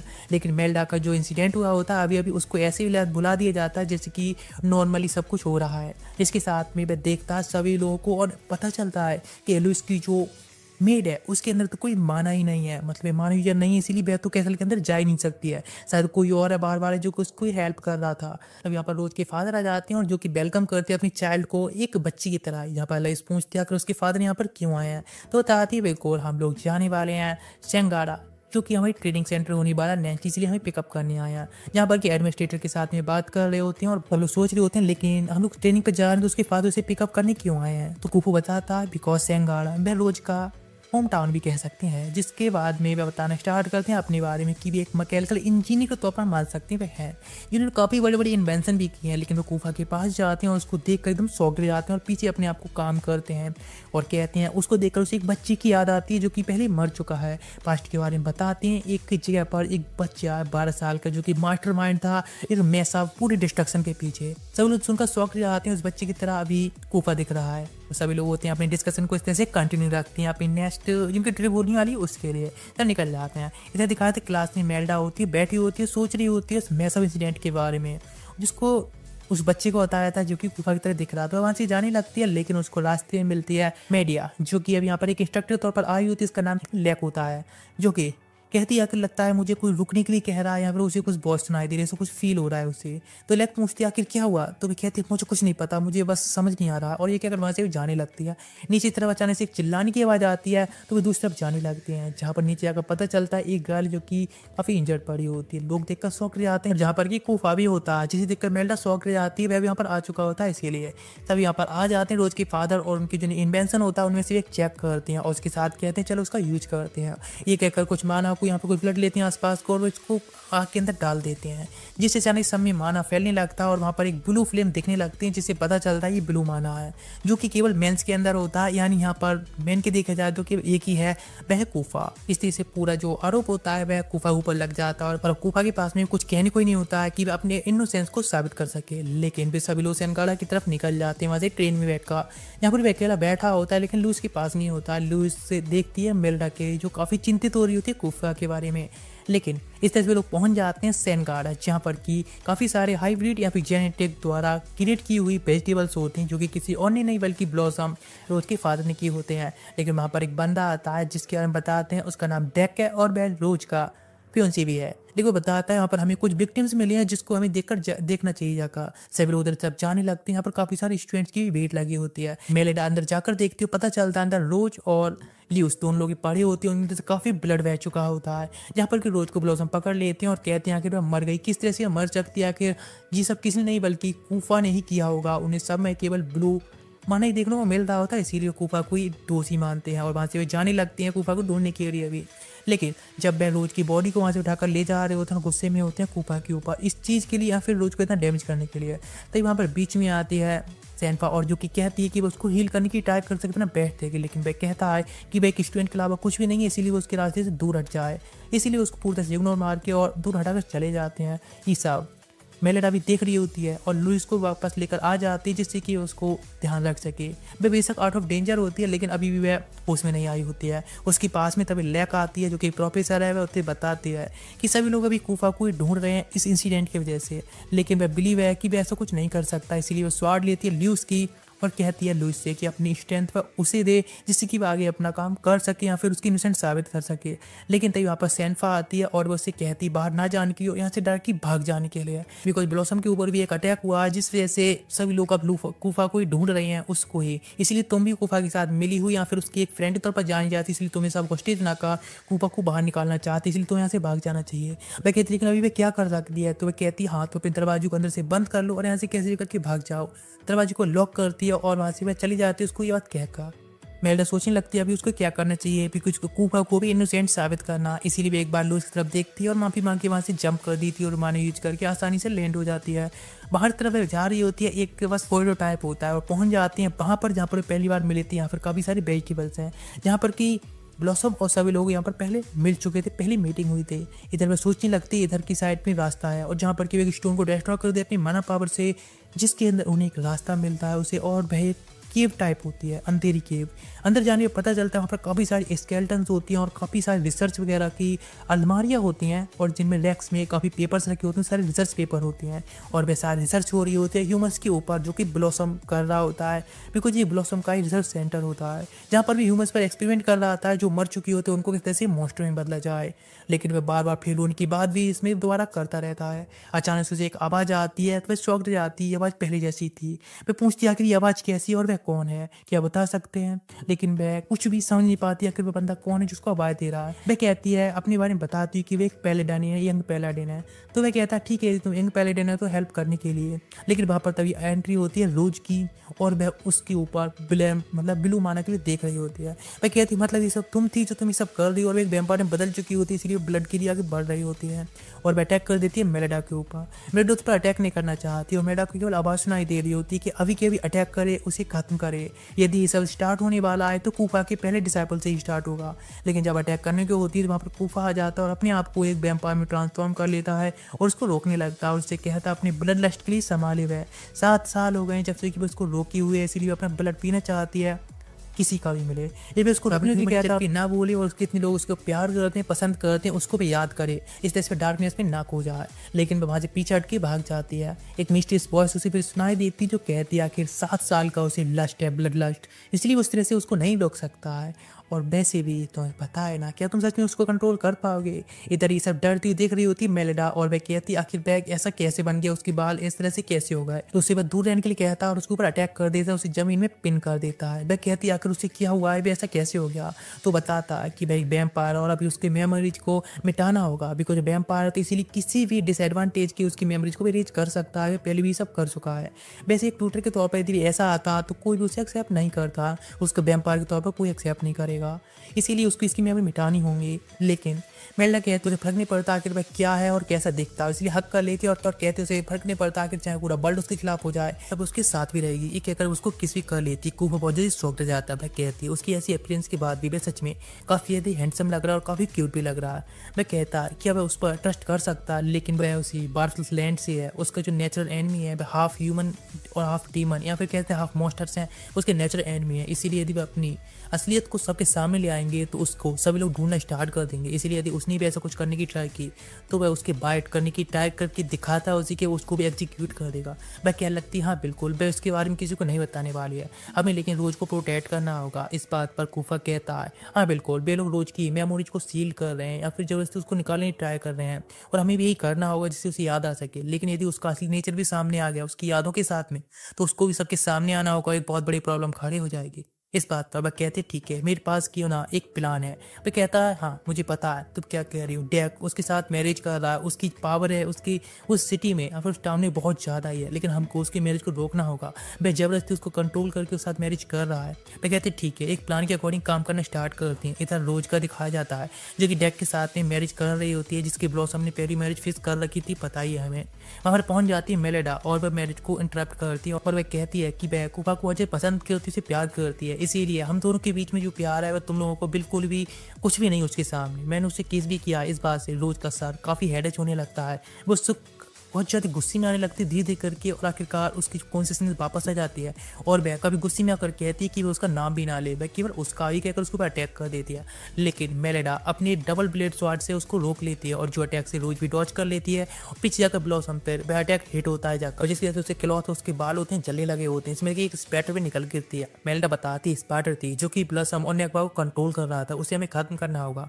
अचानक से वह पूरे एक ह्यूमन में बदल जाता है, नेक फॉर्म बदल जाता है और वहाँ से बॉडी देकर जाने लगता है, बिकॉज वह तो यहाँ पर उन्हें खत्म करने के लिए आया था, लेकिन वहाँ से वह भाग जाता है। सभी लोग ये सब देख लेते हैं उसको भागते हुए देखकर। यहाँ पर कि रोज होती है वो उसका पीछा करने के लिए जाने लगती है, लेकिन वो उनको डिस्ट्रैक्ट करके एक केव टाइप होती है उसके अंदर ये टनल में जाने लगती है। रोज उसका पीछा कर रही होती है और रोज को वो पुरानी यादें होती हैं याद आने लगी होती हैं। वह कहती है कि ये सब नेकपा तुम ही थे जिनसे मुझे कंट्रोल करके उन सभी लोगों के ऊपर अटैक करवाया, उन सबकी मारने के लिए किया, उन सबको एग्जीक्यूट करने के लिए कहा, इसीलिए मैं तुमको नहीं छोड़ने वाली हूँ। तुमने जो ये मुझसे कराया है। अचानक से उसके पास नेकबा आकर उसकी नेक से पकड़ लेता है, उसे जान से मारने वाला होता है। तो वहाँ पर कोफा आता है और अपनी सिस्टर से कहता है कि वह पीछे तरफ रहे और कहता है अवॉकन, यानी अवॉकन उनके लिए कहता है। और अचानक से वैम्पायर में पूरी तरह से चेंज हो जाती है, उनके जो ऑरा होता है अलग से रिलीज हो रहा होता है। वह कहने लगता है कि वैसे वह एक नाइट क्वीन कह सकते हैं या फिर नाइट आइस किंग है, बिकॉज वह वैम्पायर्स हैं इसीलिए उनकी नाइट्स में जो पावर्स हैं वे बढ़ सकती है, हम यहाँ पर अब नहीं हारने वाले हैं। इसीलिए तो उन लोग तैयार होते हैं, लेकिन वह स्पाइडर में बदल जाता है नेकबा, और जो कि काफ़ी बड़ा और पावरफुल हो चुका होता है। यहाँ पर कि कोफा डिफेंसिव तौर पर और रोज होती है ऑफेंसिव तौर पर अटैक कर रही होती है, लेकिन इधर नेकबा अपने जालों को बना लेता है, यानी स्पाइडर बीफ से उनसे अटैक कर देता है।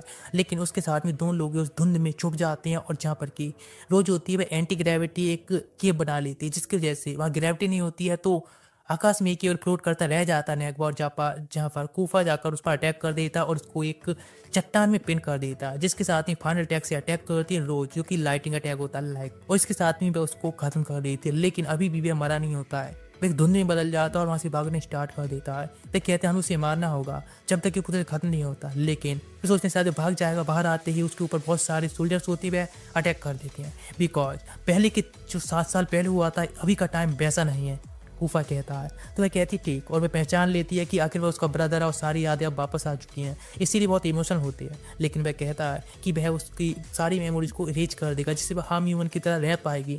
लेकिन रोज कहती है कि वह हमेशा उसके साथ रहना चाहती है, उसके पास रहना चाहती है, इसलिए वह नहीं चाहती उसकी मेमोरी इरेज की जाए। तो वह कहता है चिंता ना करने के लिए, हमेशा ही वह उसके साथ रहेगा कुछ भी हो जाए, और वह एक नॉर्मल ह्यूमन की तरह अपनी लाइफ को एंजॉय करे। इसीलिए इधर दिखाया था क्लासेस सारी होती हैं भाई नॉर्मल तौर पर स्टार्ट हो चुकी होती हैं, सारे स्टूडेंट स्टडी कर रहे होते हैं जैसे कि नॉर्मल चल रहा था। लेकिन कूफा देख रहा होता है मेलिडा को, जिसकी जो ग्रोथ होती है वह काफ़ी हाई स्पीड से बढ़ रही होती है लाइक मेन करेक्टर, और वह काफ़ी स्ट्रॉन्ग बनती जा रही होती है अपनी प्रैक्टिस से। कूफा बिल्कुल डिसअपॉइंटेड नहीं होता है अपनी ट्रेनिंग द्वारा। हेड एडमिनिस्ट्रेटर सभी स्टूडेंट्स को बुलाती हैं और बताती हैं कि अभी ईयर का लास्ट एंड होने वाला है, इसीलिए सभी लोगों के लिए एक इन्फॉर्मेशन दी जाती है कि खास तौर से सेकंड ईयर के स्टूडेंट्स के लिए जिनको दिया जाता है लैबिरिंथ का एक टेस्ट होने वाला है, जो कि एक लेबिरिंथ टाइप होता है। यहाँ पर कह सकते हैं छोटा सा एक टावर टाइप डंजन होता है जिसके अंदर जाना होगा उनको एक लास्ट टेस्ट के तौर पर, और जहाँ पर कि सारे स्टूडेंट्स होते हैं वो सेकंड ईयर के जाएंगे, और जो कि लाइब्रेरी एक लाइब्रेरी है और जहाँ पर काफ़ी सारी बुक्स हैं जो उनके रीड करने के लिए एक मौका मिल पाएगा। ये मौका काफ़ी ज़्यादा अच्छा होता है लोगों के लिए भी।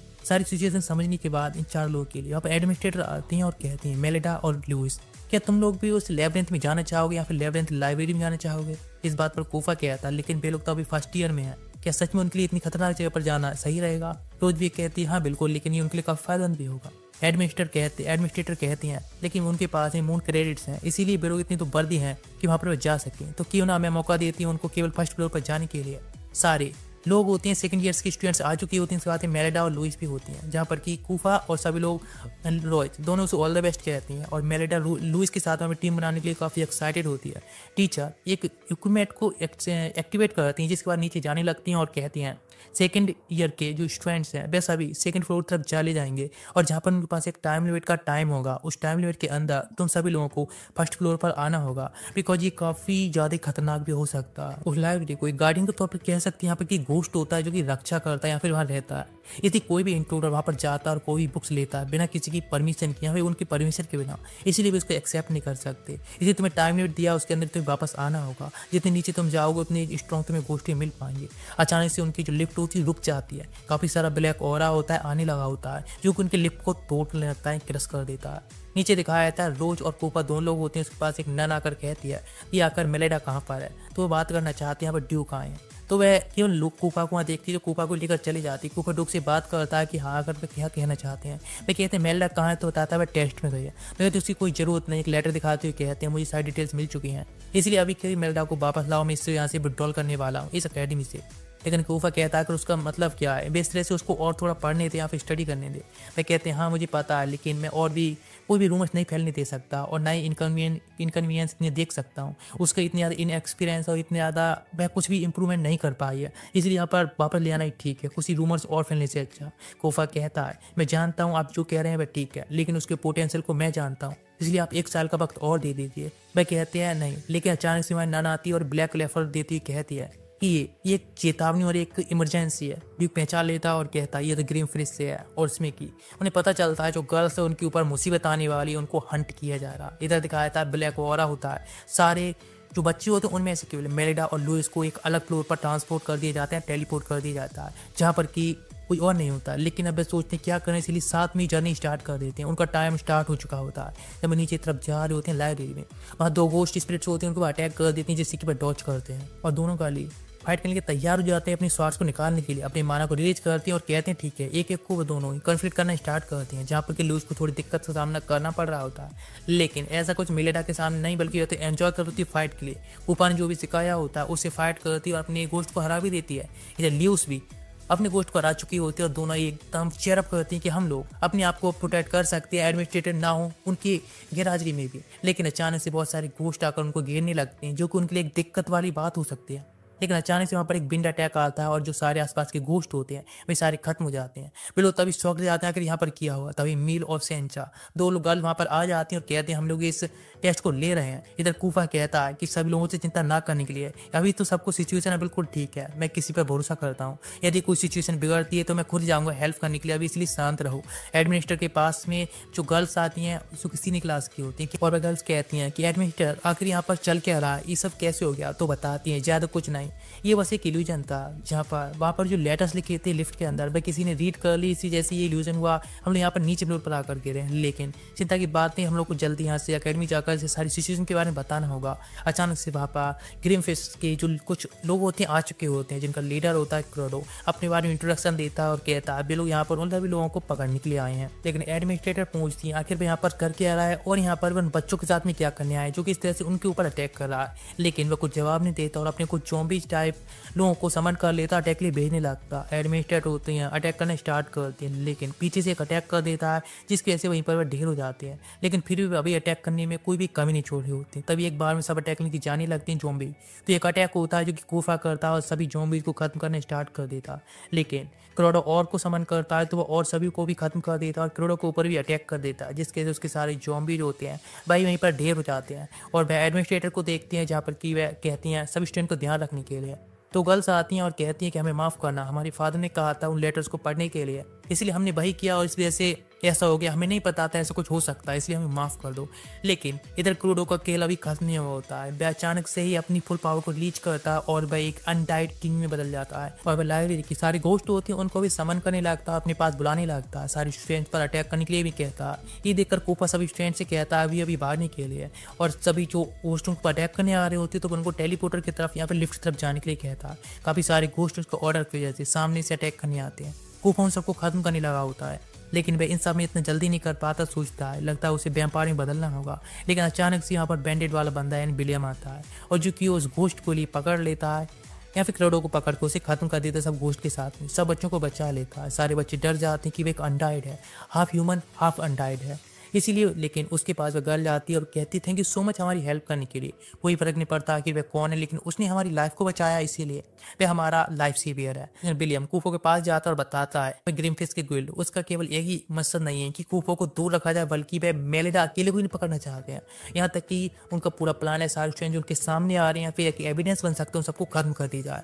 तो कूफो कहता है अच्छा ही है ना कि मैंने पहले से ही करवो रोज और बाकी सभी लोगों को वहीं पर छोड़ दिया जो कि उन सब इंट्रूडर से फाइट कर सकते हैं। लेकिन तब यहाँ पर आ जाता है ओयाजी और जो कि सभी लोगों को एक कैजुअली ग्रीट करता है और वह कहता है कि विलियम यहाँ पर उसकी स्क्वाड ज्वाइन करने के लिए आया है, लेकिन वह कहता है ऐसा कुछ नहीं है, वह बस इन्फॉर्मेशन का लेन देन कर रहा था और कुछ नहीं। तो वह कहता है ओ ऐसा है क्या, तो मतलब तो अनडाइट्स के बारे में जिस इन्फॉर्मेशन को चुरा रहे हो यहाँ पे ले जा रहे हो, क्या वह एक क्रिमिनल तौर पर नहीं माना जाएगा, क्या वह क्रिमिनल अटैम्प्ट नहीं माना जाएगा। लेकिन क्यों बीच में कहता है कि आखिर वैसे आप ओ यार यहाँ पर क्या कर रहे हैं। तो वह कहने लगता है मैं उस तुम्हें यही बताने आया हूँ ड्यू सर्च हाउस ऑफ सिक्सल भाई सबके पीछे है, इसीलिए अब सारी मिशन की जिम्मेदारी मैं तुम्हारे ऊपर ही छोड़ रहा हूँ, तो मैं भरोसा करता हूँ। वह भी कहता ठीक है। इधर मेल्डा पहुंचती मेल से कि वह भी यहाँ पर इस एग्जाम को देने के लिए आई है। तो कहती ऑफ कोर्स मैं यहाँ पर इसीलिए आई हूँ, तो क्यों ना हमने वैसे फर्स्ट ईयर के साथ में मिलकर इस एग्जाम को पूरा किया जाए। वो कहते हैं ठीक। और वे लोग वहाँ से जाने लगते हैं जिससे कि बुक्स पढ़ी होती हैं उनके बीच में एक बुक रखी होती है उसकी तरफ जहाँ पर एग्जाम के बारे में जान सकें। लेकिन बुक को खोलने पर उसमें कुछ भी नहीं लिखा होता है। लेकिन अचानक से मैच के लिए वहाँ कुछ बार से लिखकर आ जाते हैं। बताया जाता है उनका जो एग्जाम है पहले से स्टार्ट हो चुका है। पेज को दोबारा फुलटते हैं तो उस पर लिखा होता है उनको सारी जो बुक्स यहाँ पर पढ़ी उन सबको एग्जामिन या फिर ऑर्गेनाइज करना होगा उनकी मेन जगहों पर, जिसके लिए मेल्डा कहती है वो लगता है ये तो काफ़ी ईजी होने वाला है। वे कहते हैं ऑफकोर्स, लेकिन उनके अंदर से कुछ डीमंस भी निकल के आनी है। अचानक से बुक खोलती है उसके अंदर एक छोटा सा डीमन आता है, उसको खत्म करेंगे तो उस बुक को ऑर्गेनाइज कर सकते हैं। मेल्डा कर देती है उसको तुरंत ही खत्म। लेकिन जब लूज के साथ सेलिब्रेट कर रही होती है उसी दौरान बहुत सारे डीमंस होते हैं निकलने के लिए आने लगते हैं। लेकिन मेल्डा सबको खत्म करने लगती है और बाकी कुछ लोग होते हैं जो उनको ऑर्गेनाइज करने का ट्राई कर रहे होते हैं। लेकिन जो बुक्स होती हैं वह उस जगह एक्सेप्ट नहीं कर रही होती है जहाँ पर कि वो लोग लगा रहे हैं। इसीलिए वो कुछ क्लूज को ढूंढने की ट्राई करते हैं जिससे कि उन बुक्स को ऑर्गेनाइज कर सके उनकी मेन जगह पर। इस तरह से सभी लोग काम पर लग जाते हैं उन क्लूज को ढूंढने के बाद। और जो मेरिडा होती है उन सबको खत्म करती है डीमंस को, और बाकी लोग होते हैं उन सबके क्लूज के अकॉर्डिंग ही इस टेस्ट को पास कर लेते हैं मेल्डा की भी हेल्प से। इस तरह से एक 4 बुकों के बीच में लिखकर आए तो उन्होंने टेस्ट पास कर लिया और एक एक बुक को वो लोग ले लेते हैं। म्यूल कहती है तो हम लोगों को अभी वापस यहाँ से निकलना होगा इस फ्लोर से। लेकिन वैसे मेल्डा तुम आखिर फर्स्ट क्लास की होनी और फर्स्ट ईयर होने के बाद भी इस टेस्ट को लेने के लिए क्यों आई। तो वह कहती है वह बस यहाँ पर एक फन के तौर पर आई, या फिर वह कह सकते हैं अपने एक हेड के तौर पर भी अपनी फैमिली को ये दिखाना चाहती कि इतनी इसके लायक भी है। वह कह लेती लेकिन क्या सच में ये तुम्हारा जो टेस्ट है इस बात को साबित कर सकता है। इस बात को वो थोड़ी ऑफेंडली कह रही होती है। लेकिन लुइस सामने आती है और उसकी एक शील्ड की तरह खड़ी हो जाती है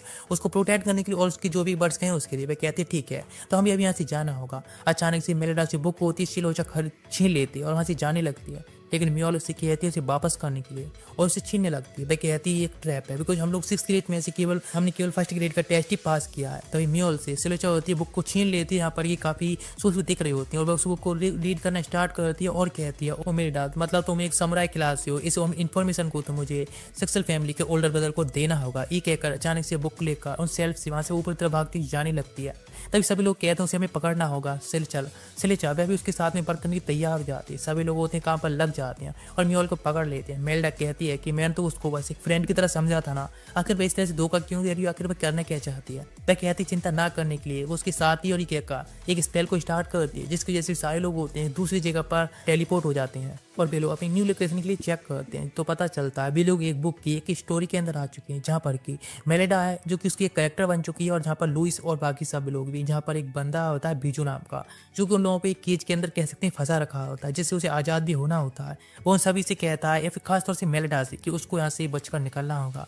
और तभी लुइस चाहती है अटैक करने के लिए मेलिंडा को सेव करने के लिए, लेकिन उसके ऊपर वो एक ब्लैक इंक से अटैक कर देता, जो कि बस स्वाड से ब्लॉक करती है, लेकिन पूरी स्वाड को कवर कर लेती है, जिससे वो पीछे की तरफ भी आ जाती है। तभी दोबारा से जाकर अटैक करता है, लुइस दूर जाकर गिरती है, मेलिंडा उसे पकड़ लेती है। अब मेलिंडा भी उस पर अटैक करने को जाती है, अचानक से कुछ इंक से भी अटैक कर देता है फिर से, यहाँ पर कि आ जाता है फूफू और उसके अटैक को ब्लॉक कर लेता है, जिसके बाद वो मेलिंडा को सेव कर लेता है और कहते चिंता ना करने के लिए बाकी सब चीज़ों को मैं संभाल लेगा। मेलिंडा भी उसको देखकर खुश हो जाती है और हाँ, उसके साथ में फाइट के लिए तैयार हो जाती है। दोनों लोग जाकर बारी बारी से स्वाड से अटैक करने लगे होते हैं।